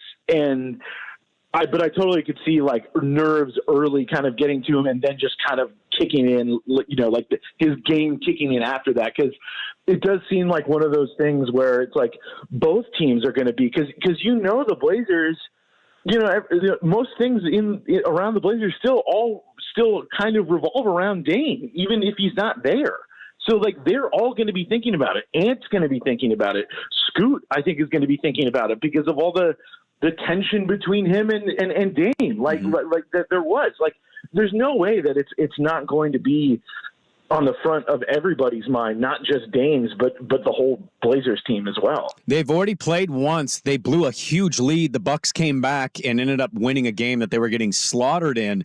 I'm curious with Chauncey. I think Chauncey, they're not caring about wins and loss, how many wins they get. Obviously, they're 14-33.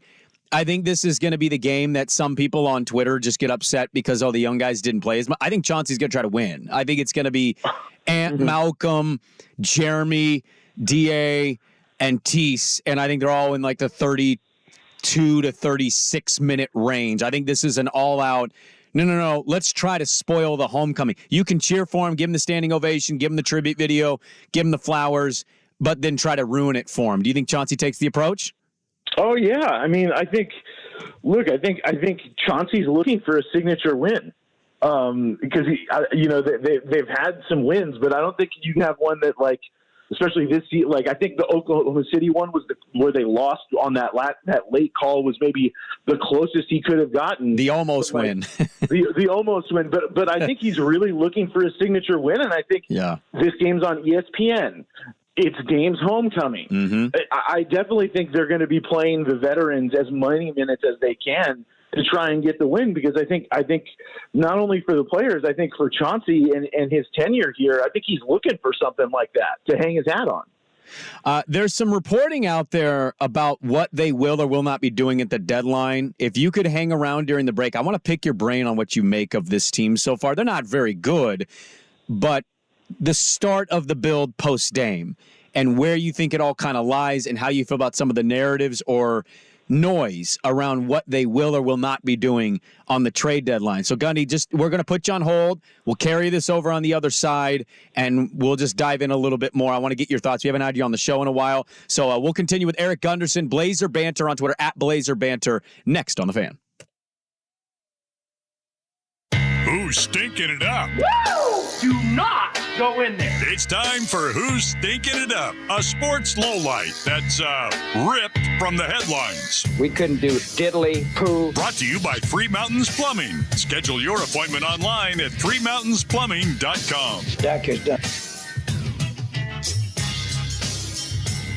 Did he say Dak is dead? What did he say?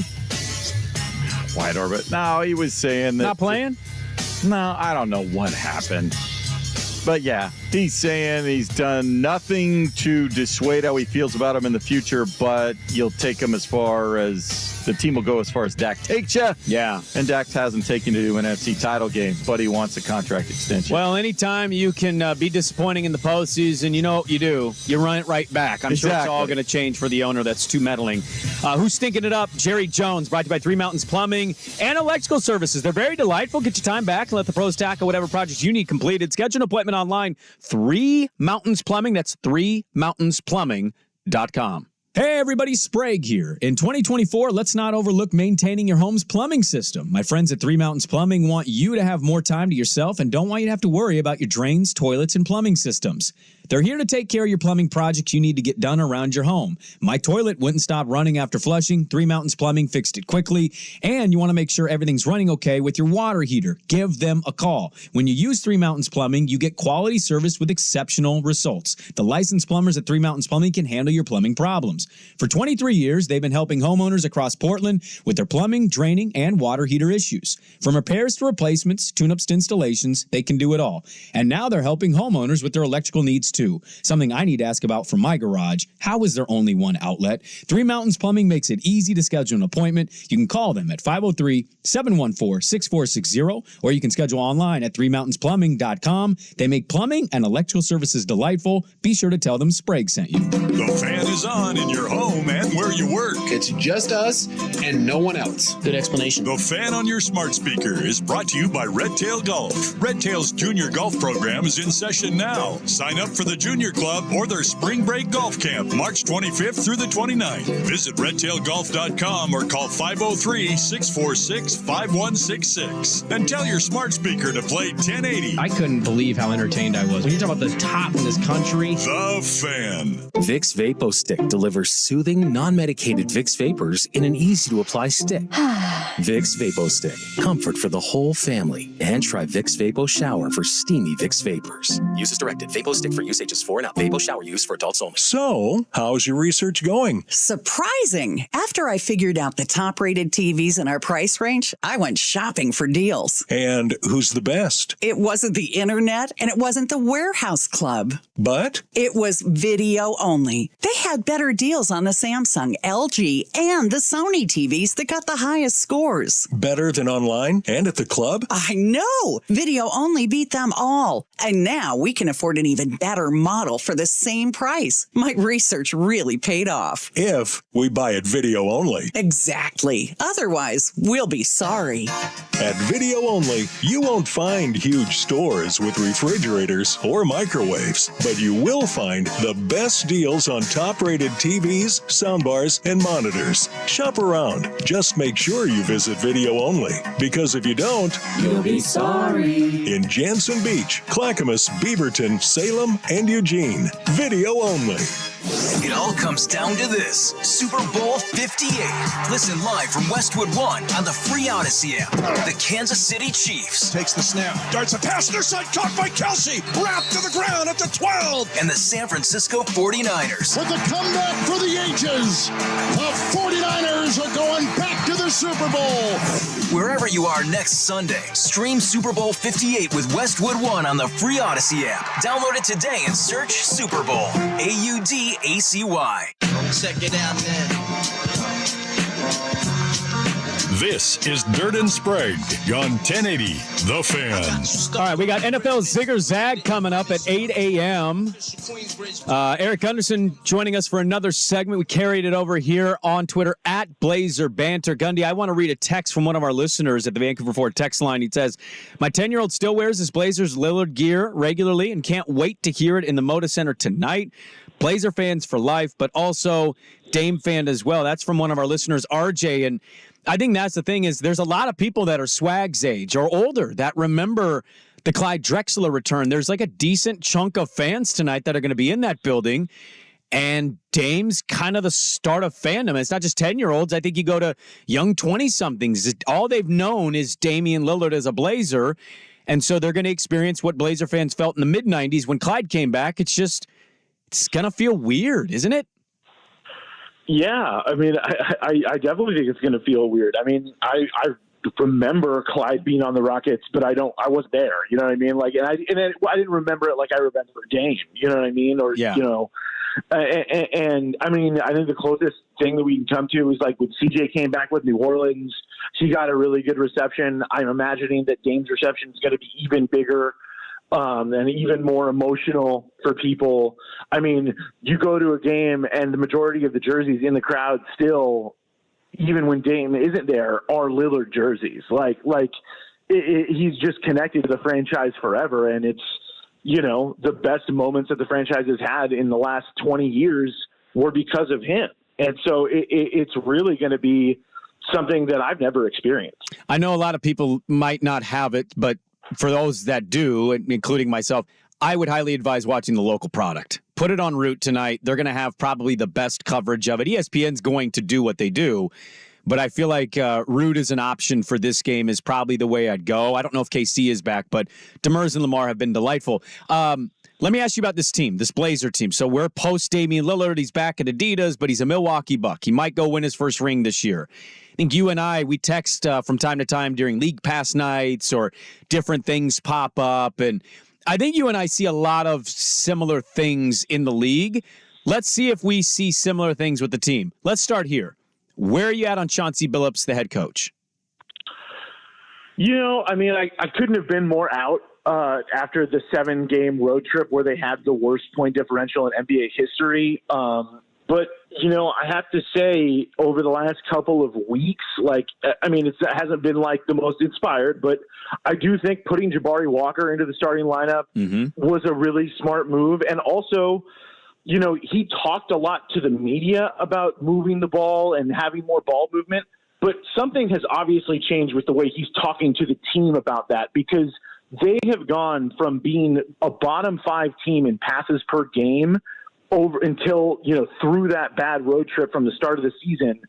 Since that road trip over the last 3 weeks, they've been a top 10 team in passes per game. So he either got something through to them in a better way, or maybe he realized that he needed to harp on it more. But whatever it is, I don't think just adding Jabari Walker to the lineup is the reason why they've made that huge jump in passes per game.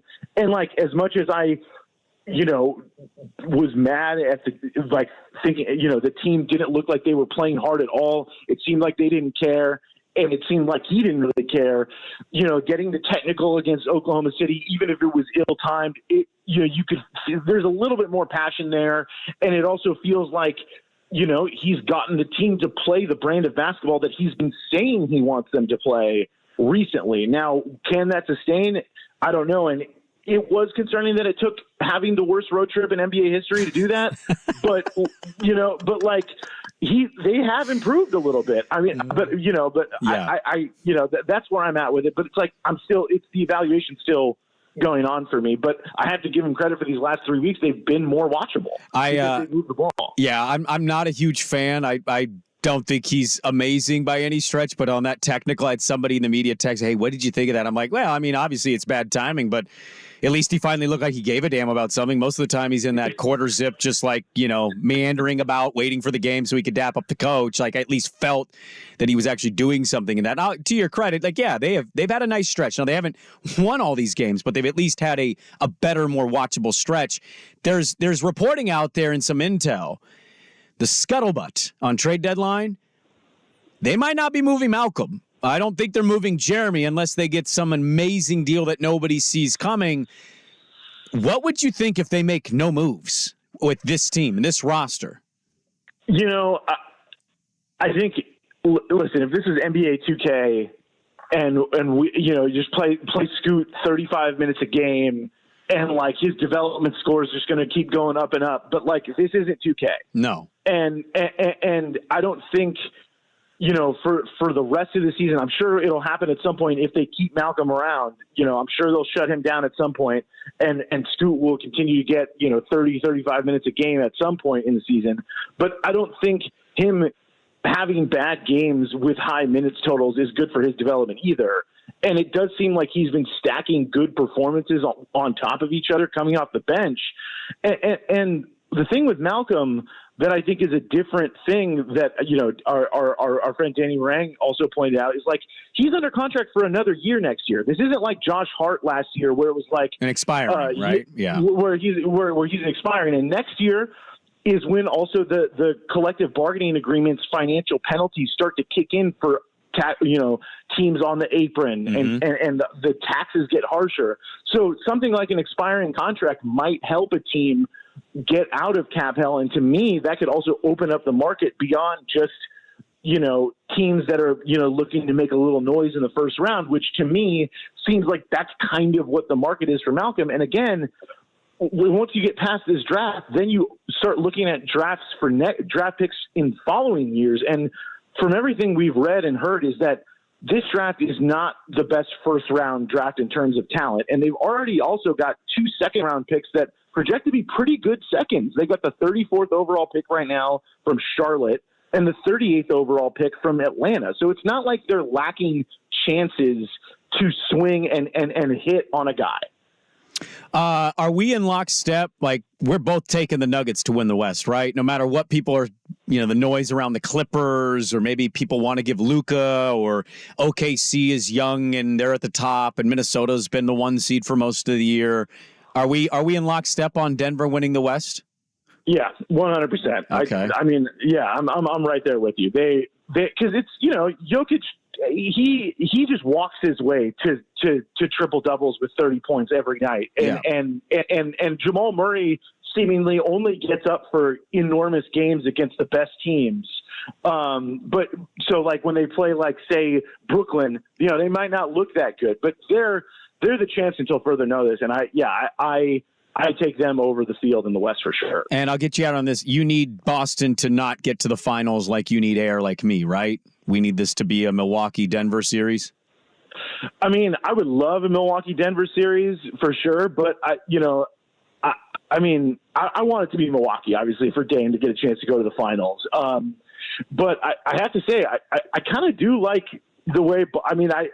We all hate Boston, but the way that they play now that they have Porzingis is very intriguing, and I would not hate that matchup with Porzingis and Jokic, to be honest with you. That game that they played in Boston where Denver won was maybe not the game of the year, but one of the best. It was up there. Yeah, it for sure was. They're a great team. I kind of need Bill Simmons tears.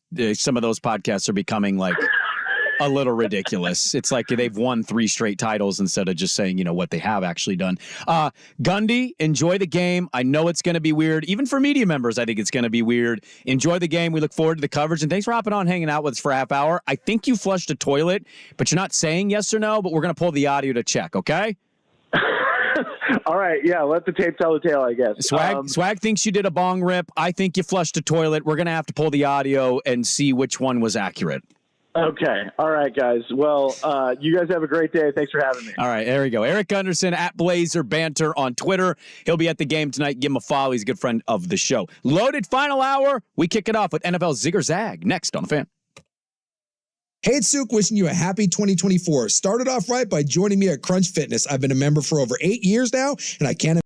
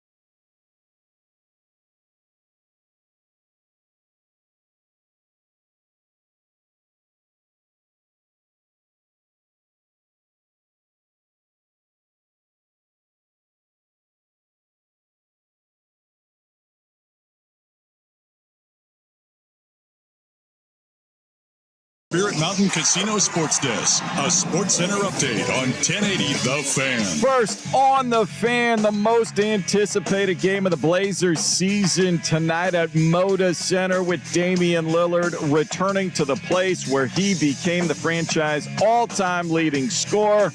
It's his first time back. He's with his Bucks for a 7 o'clock tip on ESPN and Root Sports Northwest. Portland currently 10.5-point underdogs at Spirit Mountain Casino Sportsbook.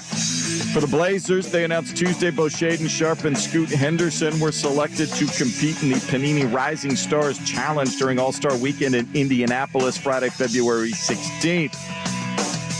From the NFL, the Seahawks head coaching search will not include Ben Johnson anymore. He took his name out of the running to remain in his post as the Lions offensive coordinator for at least one more season. The Steelers reportedly agreeing to hire former Falcons head coach Arthur Smith to be their new offensive coordinator. And the Orioles appear to be close to being sold. The Angelos family agreeing in principle to sell for $1.725 billion. That deal must be approved by Major League owners who are scheduled to meet in Orlando next week. More sports scores and stories in 30 minutes. Jason Swigart from the Spirit Mountain Casino Sports Desk. The playoffs, the big game. game. Watch and wager on all the action at Spirit Mountain Casino. Learn more at spiritmountain.com. You're invited to play in the... This is Dirt and Sprague. How does a tiger get in the bathroom? It almost killed me. Hey, bro, you mind putting on some pants? I find it a little weird I have to ask twice. Pants at a time like this, I don't have any. With Andy Dirt Johnson and Brendan Sprague. Hey, is it a little too early for being that loud? Hey, too late. It's 0600. What's the O stand for? Oh, my God, it's early. Dirt and Sprague on 1080. Okay, I'm gonna get on that. Let's give me a minute. Joyce is very upset. Flo, we've discussed this. Mornings are for coffee and contemplation. Coffee and contemplation. The Fan. All right, welcome back in hour number 3. Dirt and Sprague here. Good morning. Happy hump day to everybody out there. You can always catch our podcast at our 1080 The Fan podcast section. And you can reach the show at the Vancouver Ford text line 503-864-6326. They shoot you right before, during, and after the sale. Visit them for more info at vancouverford.com. We got Stouter story to get to today. We've got Dame's making his return, which is obviously going to be a lot of emotion for our local sports fans. There's a former Blazer that's in the news from yesterday that I want to talk about. Swag and I were texting about it yesterday. I thought it was a really cool moment. And, whole lots of odds and ends. But let's start the final hour, Swag. NFL, zig or zag. Now, for P1s, you might be saying, hey, it's 8:04. We're 6:45. We got caught up in the Portland Diamond Project Red Tail. Are you going to miss that course? No, I hardly ever play it. Really? It's in your backyard. Okay. Usually a 5-hour round. I never played it well. It was way too crowded. It took forever to play. I don't think I'm going to miss it much. I'll miss the scenery. I like kind of the area. I like walking the area. All right, let's not delay any further. Let's get to our NFL zig or zag.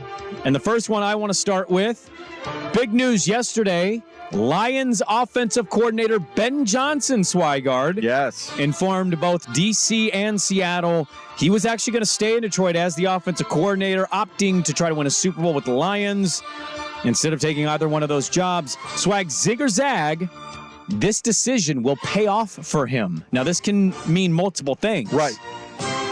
Zig. I will zig with this. He's 37 years old. Yes, he wants to become a head coach. If he is able to get Detroit back, I don't think if they don't have the season next season that they had this year, it will detract from what people think of him. But if they are able to get to the Super Bowl, possibly win a Super Bowl, it will only enhance his resume, which is still being formed. I think he will have better opportunities than the Seahawks and the Commanders out there in the open market. There are some higher profile openings that could be had. We'll have to wait and see how things play out. But I think he's making a prudent decision to not just jump at the first opportunity that comes up. ESPN.com NFL writers have already given their predictions for the Super Bowl, Swigard. Oh, boy. 8 of the 11 picking the Chiefs. I believe that's America. If you were to pull the percentage of people picking, it's probably 8 out of every 11 are picking Kansas City. And one of the writers, friend of the show, we're trying to get him on right now for Senior Bowl purposes and draft purposes, Matt Miller. Yes. He wrote this, quote, "The playoffs are about the team with the best quarterback and head coach duo, and that's Kansas City," end quote. Swag, zig or zag, the Chiefs have the better coach. I'll zig on that.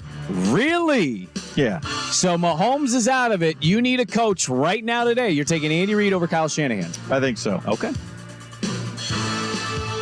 Just that's cut and dry. I don't really no explanation needed, huh? He's seen everything. He's had success at the highest levels. Okay. It's one thing if Shanahan wins this game, if the Niners win this game, are you changing your answer on that? Maybe it's even. Maybe then it's just okay. Who's ever available? Either one. I would argue who's younger. Well, if Like 20 I'm years. if I'm a GM, but if I'm one game, if I got to prepare for one game, You're taking Andy Reid. I think I'd take Andy Reid. Okay, I might put a poll question on that. I found that an interesting line from Matt Miller. We talked about the Senior Bowl earlier this morning. Yes. We have some Ducks, got Beavers, Huskies in this draft. Yeah. I haven't seen a whole lot of talk and noise about Washington State Cougars. Yeah, I don't know who's in there. It's interesting for them. Zig or Zag, a Duck, will end up being the best player out of the Pacific Northwest in this draft class. A Duck. Not a position, not a player. Best NFL career or highest drafted? No, best NFL career. I will zag. I think the player that's going to have the most memorable NFL career will be Roma Dunze. You're all in on the Roma Dunze experience. Yes. Yeah, how are you not? He was amazing. Jackson Powers Johnson could be amazing. What if he's 13 years stable all-pro center? Center, he could be. Yeah. Furaga is an all-pro. But I think. Yeah. No, I think Adunze. You think it's Adunze? Has all of everything to be a 10-year NFL wide receiver. Okay. 5 or 6 Pro Bowls. Lead the league in receptions and or receiving yards. Is he going to be the number one target in Chicago if the Bears do indeed pick him? Because you got DJ Moore there. He'd immediately be the number one target. In Chicago? I think so. He's immediately better than DJ Moore. I think he's the number one target. I think. Really? I'm stunned to hear you say that. Yeah. And I think he's the type of guy that will go to DJ Moore because DJ Moore is one of those consummate professional guys in the NFL to figure out how to get open, how do you running routes and route trees together and all that sort of stuff. I think he will be a sponge and soak it up. And very quickly, whoever the quarterback is in Chicago come next September, be a security blanket. All right, so a zag on that one. The Ravens were one of the playoff teams featured in an article from The Ringer by Austin Gale, who basically, he wrote a question for every team that didn't make the Super Bowl. Like for the Lions, for example, he said, do you pay Goff? And then he goes into why you should or shouldn't. It's a really good read. Go check it out. And on the Ravens specifically, he asked, how much better do Lamar and the Ravens need to be to beat Mahomes? Zig or zag, the Ravens, as mostly currently constructed, will take an AFC crown. Yes. So I will zig. Are you sure you don't want to zag? No, I will zig. Okay. They could use a little more You could zig when you're zagging, No, I know. It is a back and forth thing. I'm a one-cut downhill runner. I will zig. Okay.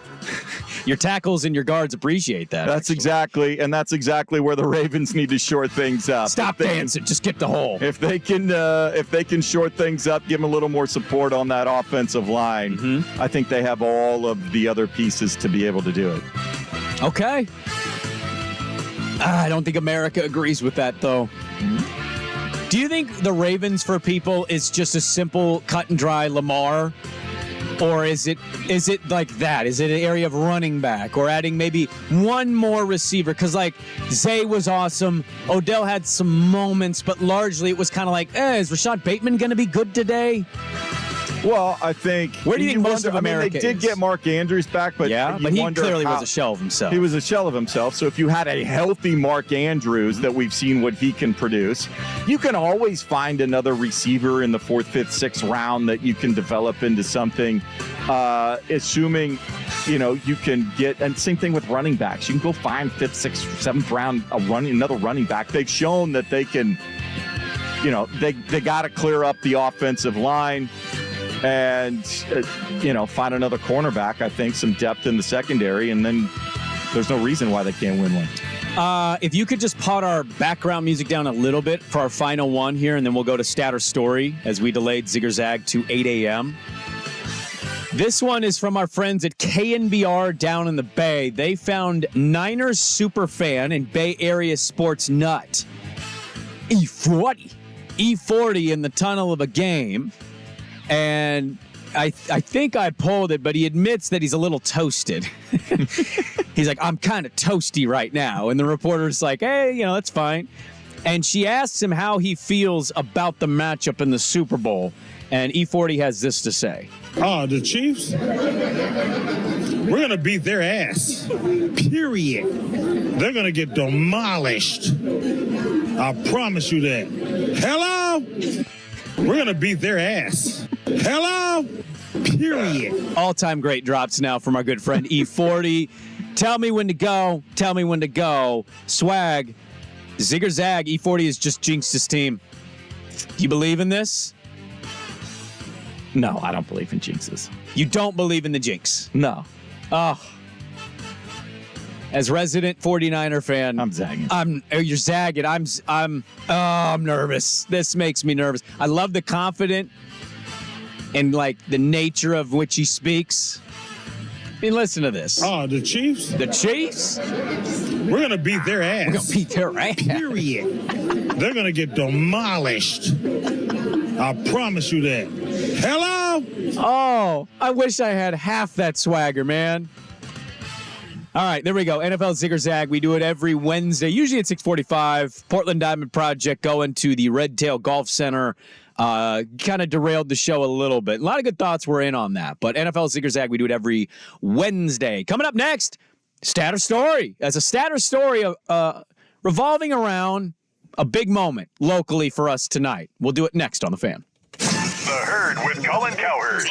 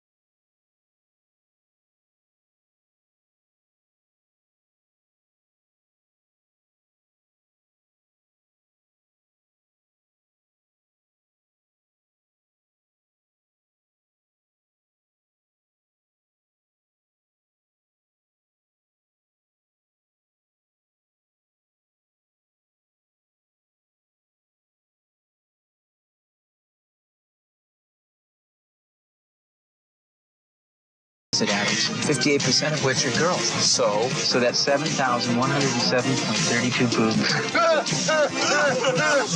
Break the news. Ladies and gentlemen, can I please have your attention? I've just been handed an urgent and horrifying news story. Is it a stat or a story? Evidence based on olfactory prowess is inadmissible, in case you didn't know. This is Stat or Story, a monumental judgment call with Dirt and Sprague on 1080. Come on, do math. The Fan. All right, Stat or Story, Wednesday, 8:15. We got a local-ish national story to get to, and somebody reading a text. I want to read a text here real quick, Swag, at the Vancouver Fort text line. Okay. Somebody saying they would pay to hear you and I go back and forth on the Portland Diamond Project for the whole show. Okay. What I would say is the only thing I think we slightly, even though the tone doesn't sound good, slightly disagreed on is releasing the name or the person that wants to finance. I think we largely agree. Yeah. Don't we, on most of this stuff? Yeah. I mean, I guess I look at it, there's a lot of people already saying there's no way it'll work at that site and traffic and blah, blah, blah. And oh, yeah. Coog Luge just told me, he's like, that is not feasible at all. I want to know, I think, one, the length of time for the project to develop. I mean, there's a challenge, but it's like, okay, how do you got a plan for it? That up, right? Yeah. Right. I was like, what are you going to do? This is already an issue, and now you want to put, 30,000 people down there 80 nights a year during the spring and summer. But they also want to do concerts. You gotta do different things. No, I understand all of that, but so 100 nights between the spring and summer, I don't know, unless there's a fully enclosed deal if it's going to be year round, but certainly spring and summer. Yeah, give me a summer festival at that stadium and you're going to have people rolling around Shoals Ferry on mushrooms, waiting for their performer to get the stage. Let's get to Stat or Story. All right. Certainly geared around the return of Damian Lillard to Portland here tonight. Your first number, 769. Yeah, I can feel confident in this. Is this the number of games Damian Lillard started for the Trailblazers during his career in Portland, the most in franchise history?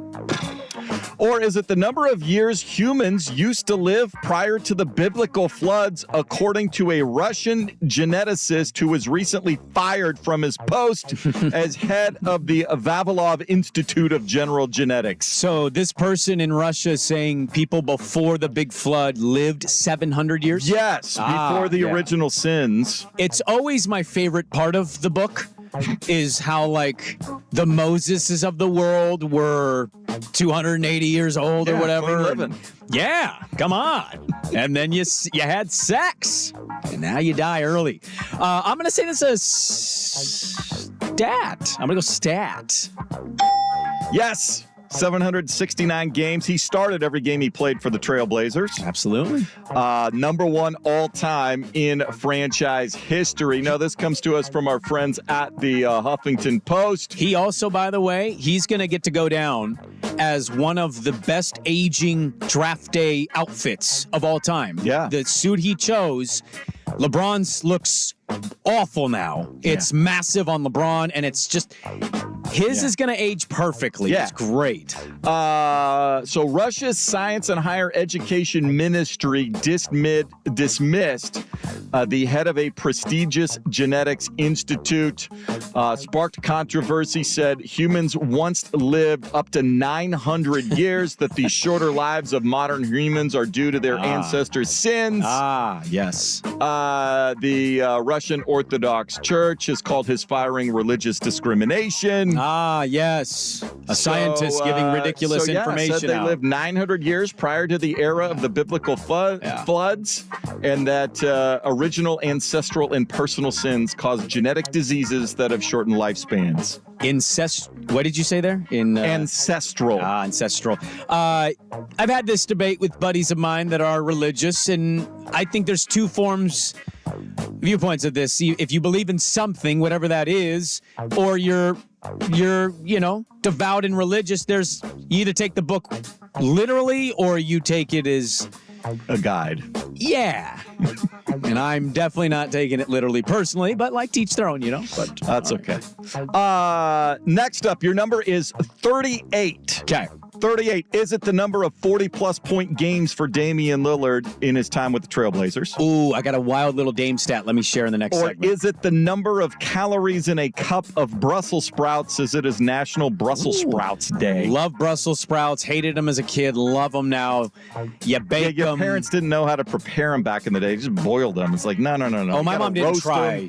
She didn't fry them, a little balsamic glaze, some little crispy bacon crumbles. Now we're talking. Now you're not making it. You cook the fat out of the bacon. Oh, is that what render happens? it down so you get the little crispy bits left. I do like that. Love some crispy bits. I love crispy bits. You saying 38? 38. 38 calories. Calories in a cup of Brussels sprouts. What do you think fit in a cup? 4 or 5? I'm going to say this is a stat. Oh, no, this is story. Come on. Yes. Indeed. Dame had 55 40-plus point games. I didn't want to dirt it and say it feels like more. By far the most. I think Drexler was next with 17. Well, he doesn't deserve a statue, and neither does Dame. They didn't win rings.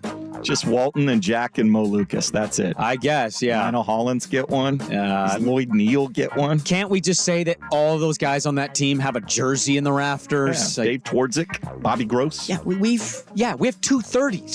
How many teams have the same number from 2 players in the rafters? A cup of Brussels sprouts will give you 38 calories, potentially no fat. Huge source of vitamin C. Didn't know if you knew that. I did. 1 cup of Brussels sprouts is 124% of your normal daily recommended allowance of vitamin C. How often do you eat Brussels, you think? I don't know, once a month. Yeah, usually when I go out, every once in a while I'll do them on the Traeger. Oh yeah, really good on the Traeger. But usually if you got a nice appetizer, some crispy Brussels sprouts or roasted Brussels sprouts with a nice glaze or something. You know what I like to do every once in a while is because I try to eat them more than once a month, but I'm kind of in there.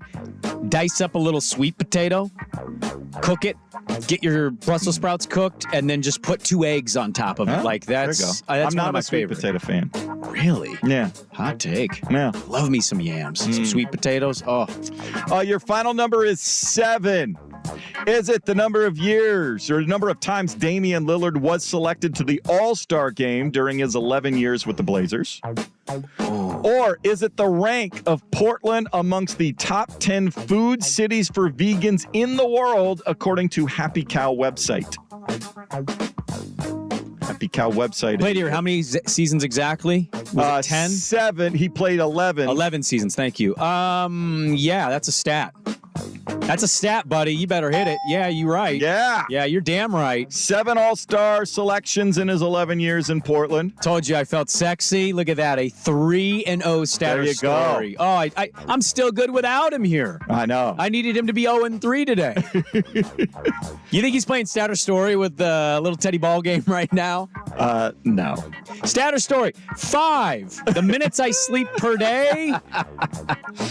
No. HappyCow.net is a website devoted to the vegan lifestyle. The vegan movement, yeah. And show the top 10 vegan-friendly cities for 2024. Portland comes in number 6. They are the top American city, 1 slot ahead of Los Angeles, who are the only 2 American cities. London is number 1, Berlin number 2, Barcelona number 3, Amsterdam number 4, and Hamburg, Germany number 5. I am, that's a great Statter Story. I am trying to eat healthier. Like I watch these things that are probably, hey, eat this and you'll live forever, which is never true. Bangkok is number 9, the only Asian city. I mean, come on. Of course Bangkok is going to be on that list. I can't get there quite yet with the meats, the fake meats. Oh, the Beyond Burgers? I'm trying, man. Impossible. I'm making the effort. The fake ground beef, the fake sausage for breakfast, the fake burger patty. I cannot get there. They just don't taste good at all to me. Don't tell me they taste the same. No, you they can don't. season them all you want. Although the There Impossible Whopper did. I had it once. I'm telling you, full on, it tasted the same. Okay. Now, did it have some burger juice on it? I think it did, but they don't want to tell you that. But like the toppings, the ketchup and everything, it tasted the same to me when I tried it. But like at home, I tried it, man. It just isn't. There's something See, missing. I'm a bit more of a minimalist when it comes to burgers, and I don't put, because if the more stuff you put on it, then obviously it blends in, so you're less likely to tell. I'm more of a minimalist with burgers. I also don't like the texture of tofu, so that makes it hard. Yeah, tofu's not. My wife loves it. I want to like it, but I either have meat with my meal. That's what she said. Or I'm just kind of going an all veggie type deal, or with some eggs or something. Like I love meat. I love meat. I love Bangkok. We're all in. What a stouter story. All right, there we go. Every Wednesday at 8:15. A stat that might blow your mind but not be shocking, and a cool local national story that happened. Let's get to that coming up next. Now, from the Spirit Mountain Casino Sports Desk, a Sports Center update on 1080 The Fan. Brought to you by Crunch Fitness. Only 24 cents to enroll this January. That means today. Find your Crunch time in Portland, Vancouver, and online at crunch.com. First on The Fan. Damian Lillard returning to the Moda Center for the first time since he was traded from the Blazers to the Milwaukee Bucks. He is the franchise's all-time leading scorer. It is a 7 o'clock tip on ESPN and Root Sports Northwest. Portland currently a 10.5-point underdog at the Spirit Mountain Casino Sportsbook. Blazers announced Tuesday both Shaedon Sharpe and Scoot Henderson selected to compete in the Panini Rising Stars Challenge, part of NBA All-Star Weekend in Indianapolis. The game is Friday, February 16th. Wrench thrown into the Seahawks head coaching search on Tuesday. Ben Johnson taking his name out of the running, electing to remain in his post as the Lions offensive coordinator for at least another season. The Angelos family has agreed in principle to sell the Baltimore Orioles for a reported $1.725 billion. Now, that deal still to be approved by Major League owners who are scheduled to meet next week in Orlando. More sports scores and stories in 30 minutes. Jason Swigart from the Spirit Mountain Casino Sports Desk. The playoffs, the big game. Watch and wager on all the action at Spirit Mountain Casino. Learn more at spiritmountain.com. Go deeper on the Trailblazers. The Rose Garden Report with host Sean Hyken. Download the Rose Garden Report on the free Odyssey app or wherever you get your podcasts. My 13-year-old acts like a puppy again. Almost overnight, she's a different dog. Perfect poops. When people switch their dog's food to the farmer's dog, the effects can seem like magic. But there's no magic involved. It's simply real meat and vegetables with all the nutrients dogs need, instead of highly processed pellets. No tricks, just smarter, healthier pet food delivered in packs portioned for your dog. It's amazing what real food can do. Get 50% off your first order at thefarmersdog.com/no-magic. Want to be like Bezos, Gates, or Oprah? Or how about a Wall Street hedge fund titan? Well, maybe you can't be them, but you can finally invest like them by accessing an asset that's outpaced the S&P 500 for the last 27 years by 136%. Blue chip contemporary art. By 2026, Citi predicts the art market will grow by $1 trillion. But how do you get into art investing without having a hedge fund of your own? Easy. With Masterworks. Masterworks buys multi-million-dollar artworks, breaks them into shares, and allows investors to add those shares to their portfolios. They offer art from icons like Basquiat, Banksy, and Picasso, so you can diversify your portfolio beyond just stocks and bonds. Schedule a call with Masterworks advisors today at masterworks.com/ice. That's masterworks.com/ice.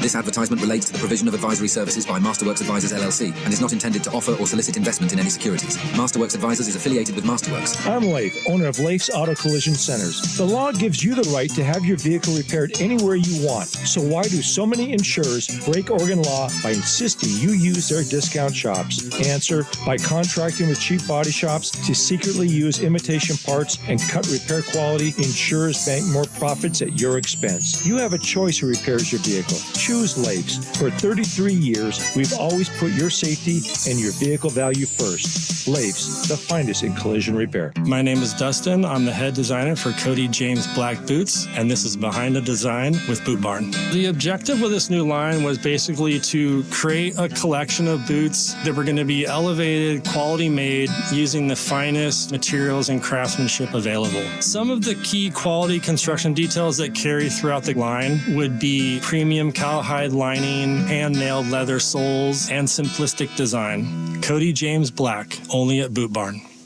I always wanted to learn Spanish, but I never thought I'd have the time. Then I discovered Babbel. Babbel's lessons are fun. They only take like 10 or 15 minutes, and in 3 weeks, presto, you're starting to speak another language, like magic. I love that Babbel's lessons aren't just robots talking. They're voiced by native speakers, so you get the pronunciation just right. If you want to learn a language, there's no faster, easier, better way than Babbel. Babbel. Babbel. Go to Babbel.com and start learning a new language today. That's BABBEL.com. Spend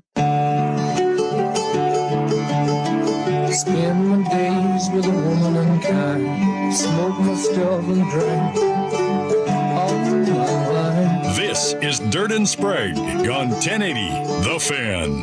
All right, welcome back in. Love the health and food conversations you've inspired from your Statter story. Yeah, we spark conversation with Statter story. I mean, some say crazy Russian scientists. Easy. Brussels sprouts. I mean, come on. Russian scientists, Brussels sprouts. And vegan cities. And meat. And Bangkok. What a Statter story.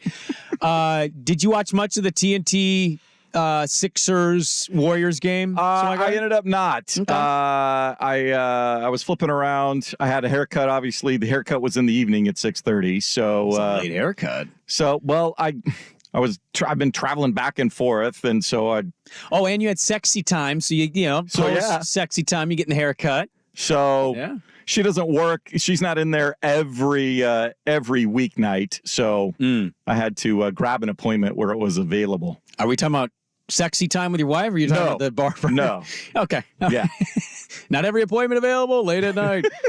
Did you get a wax? No. Oh, okay. No. She trimmed the eyebrows, though. Oh, I thought you could trim something else. It gets bigger, you know.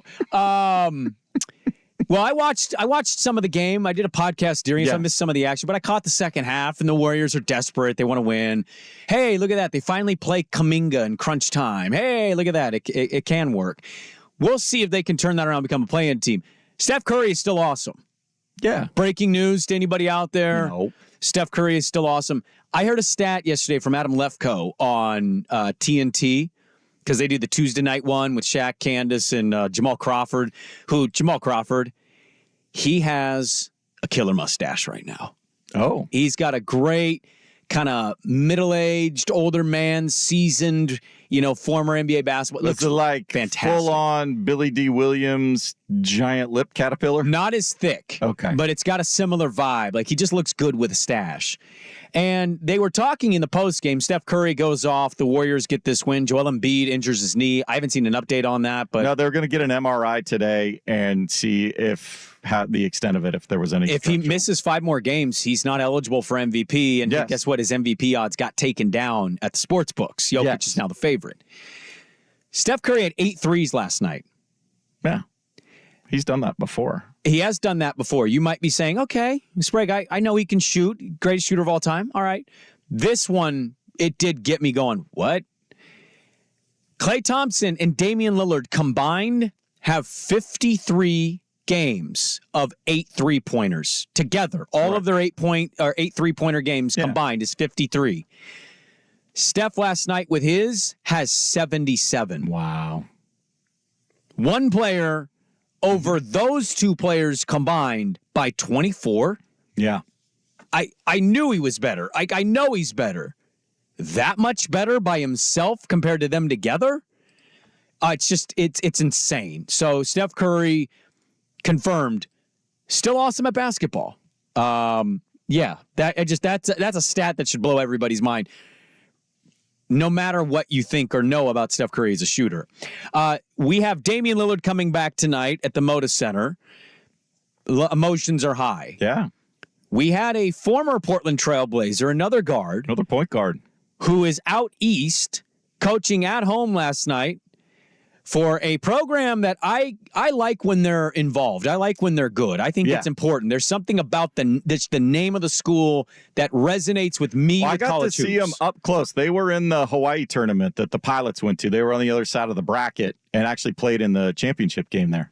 The Georgia Tech, what are the Yellow Jackets? Yellow Jackets. The Yellow Jackets of Georgia Tech are now coached by Damon Stoudemire. Mighty Mouse went out to Atlanta and is coaching at Georgia Tech. They hosted number 3 North Carolina last night.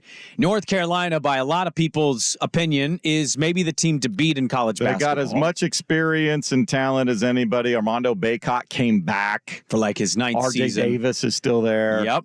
And North Carolina was in a dogfight, and Georgia Tech, in Damon Stoudemire's first season at Ja Tech, got the win, and this was a really cool video they sent out. Here was former Trailblazer, Portland native, Mighty Mouse, Damon Stoudemire in the locker room with his guys after beating number 3 North Carolina. Coach. Passion, baby. See, nobody sees the way I lean on you guys. I'm hard on you. I really am. I'm hard on you, but I'm hard on you for a reason. And these are tears of joy because I put y'all through that. It ain't easy, man. I know it's not easy. And I know how these games are. They f***ing wars. They f***ing wars, man. That's how they are. But to get to where we're trying to get, you gotta experience. Gotta experience it. Okay, because a lot of the games have went the other way. But you guys stuck together, and that's why we was able to get that win, man. I'm proud of each and every one of y'all. Love y'all. Bring it in.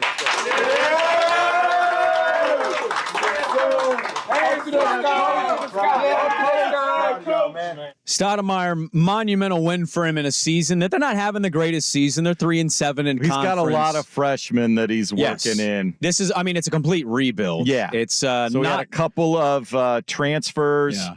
But for the first game when we were down there, I was getting set up and my radio spot was right next to the Georgia Tech bench. They played in the game right before us. So Damon was walking right in front of me.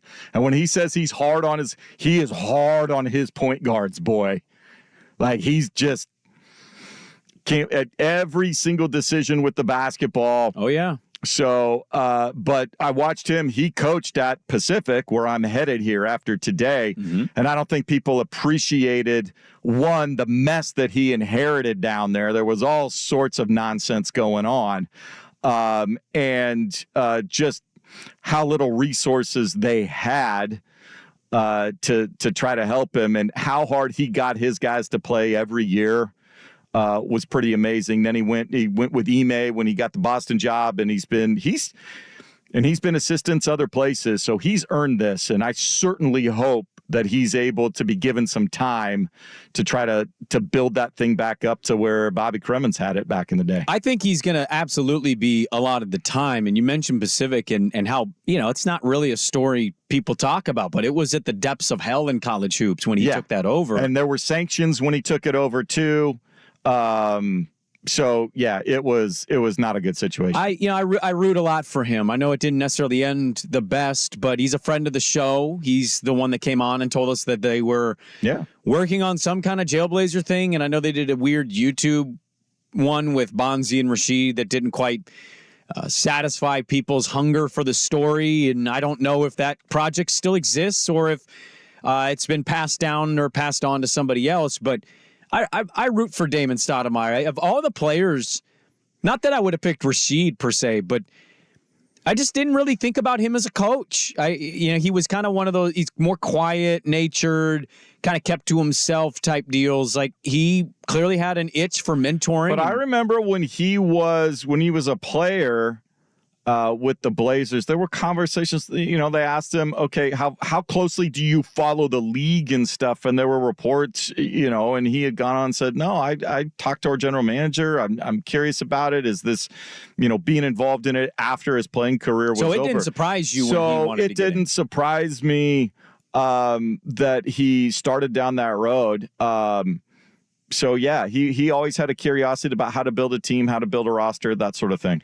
I wouldn't know the answer to this, and not that it's relevant to this conversation. Why is Louisville 1-9? Aren't they supposed to be good? Who's their coach? I've seen this guy. It's Kenny Payne. Yeah, they've had some bad losses. They've had some bad stuff. I mean, they're still reeling from when Patino left. So yeah. ACC seems kind of... The ACC is way down this year. Yeah, it's like three good teams. Florida State's 12-8. I mean, I guess. So Wake Forest 13-6. The bulk of the teams, Big 12's going to get 6 or 7. The Big 10 will get 8 or 9. The SEC will get, I don't know, 6. ACC might get 3 or 4. The mid-majors that are really good this year or the Mountain West actually might get 4 teams in. The conference I wish my school was moving to play conference games in. Now they're coming to play us. Yeah, but it's the conference I wish they would have gone to, not the WCC.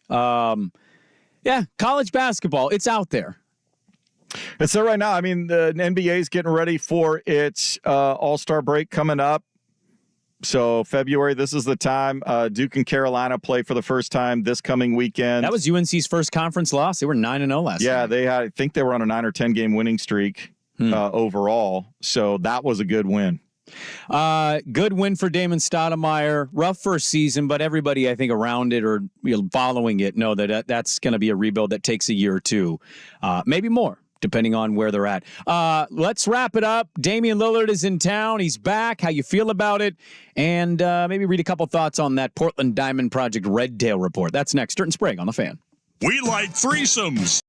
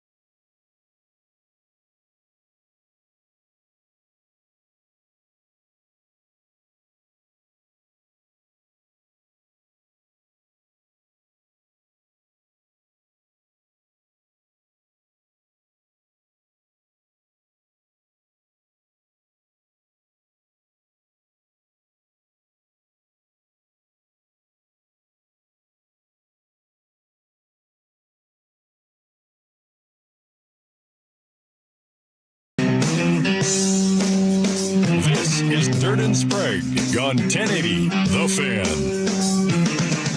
Swag, do you like that they've put a threshold on games needed to play to be eligible for awards? For season-long awards, yes. You do? Yeah. So, like, Tyrese Halliburton is getting close to this status. Joel Embiid now is up in the air. If you need to massage the number, okay, fine, but I don't mind where we narrow the scope of certain awards. It's an interesting little subplot after last night's injury with Joel Embiid is he's probably gonna have to miss some time, or at least it seems logical to do that. And so people saying, well, he's not going to be eligible for the MVP award. Now people are debating if the number of games that he has to play or any player has to play to achieve All-NBA and MVP, if it's truly the right number. It's kind of one of those things that's ever evolving, probably. Yeah, I could see him knocking it down to 60 maybe. Yeah. Because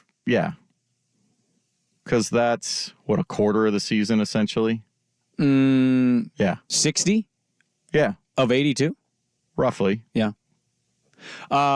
It's something to kind of keep an eye on, because with these injuries and eligibility, people are starting to debate, like, really, we're not going to give Joel Embiid the MVP because he played 6 less games than he was supposed to, or whatever that number ends up being.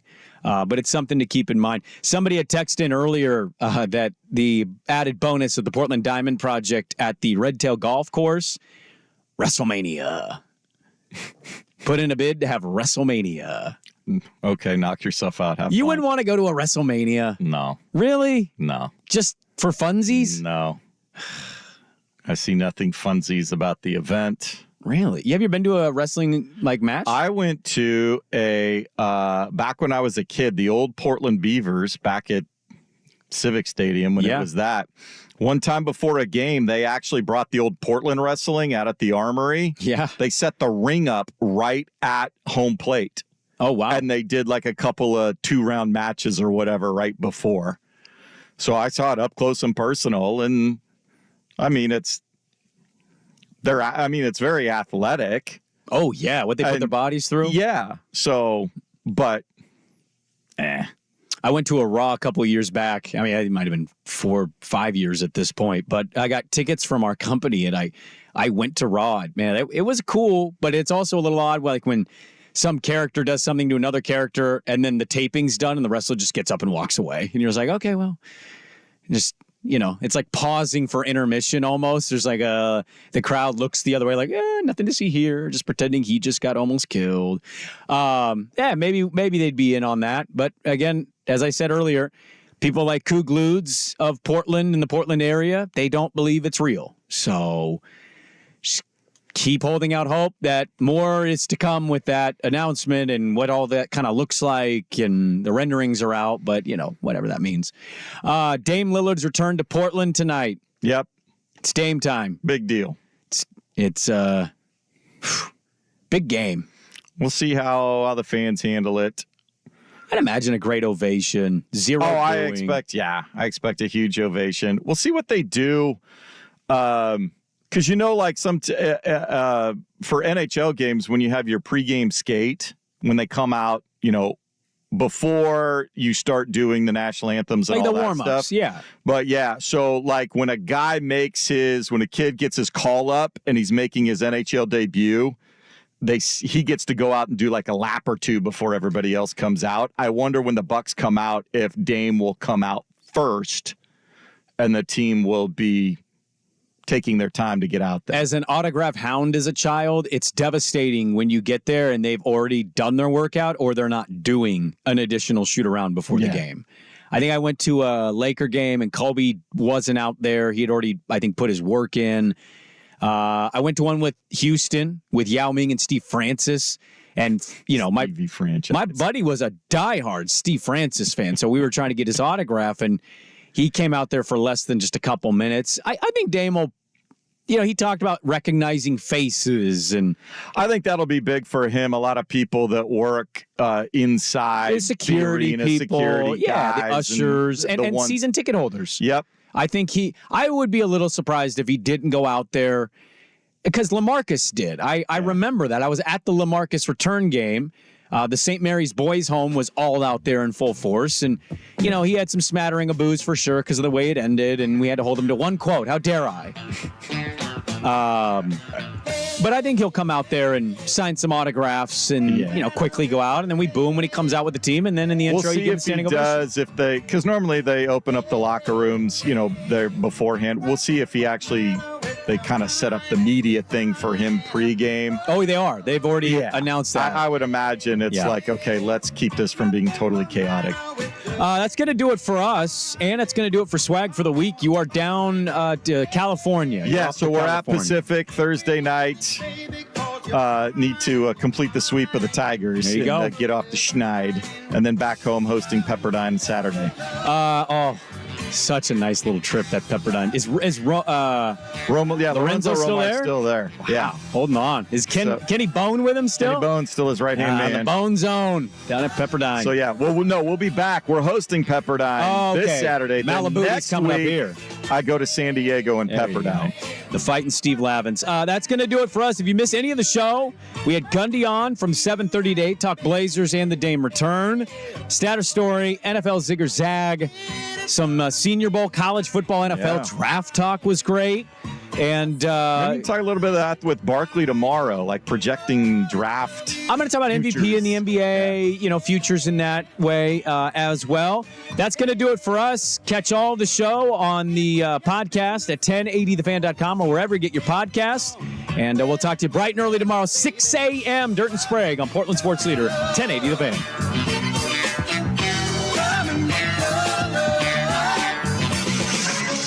I'm Trista Crick with BetQL. A month ago, we said the Minnesota Gophers were the best bet in college hoops, and since then, they have continued their streak. The Gophers now sit at 17-3 against the spread this season, which is by far the best in the country, covering at 85%. So I think it's safe to say this is a season-long trend. It's not too late to jump on their backs and make yourself some money, baby. I'm Trista Crick, helping you beat the books and bet smarter with BetQL. Download the BetMGM app today.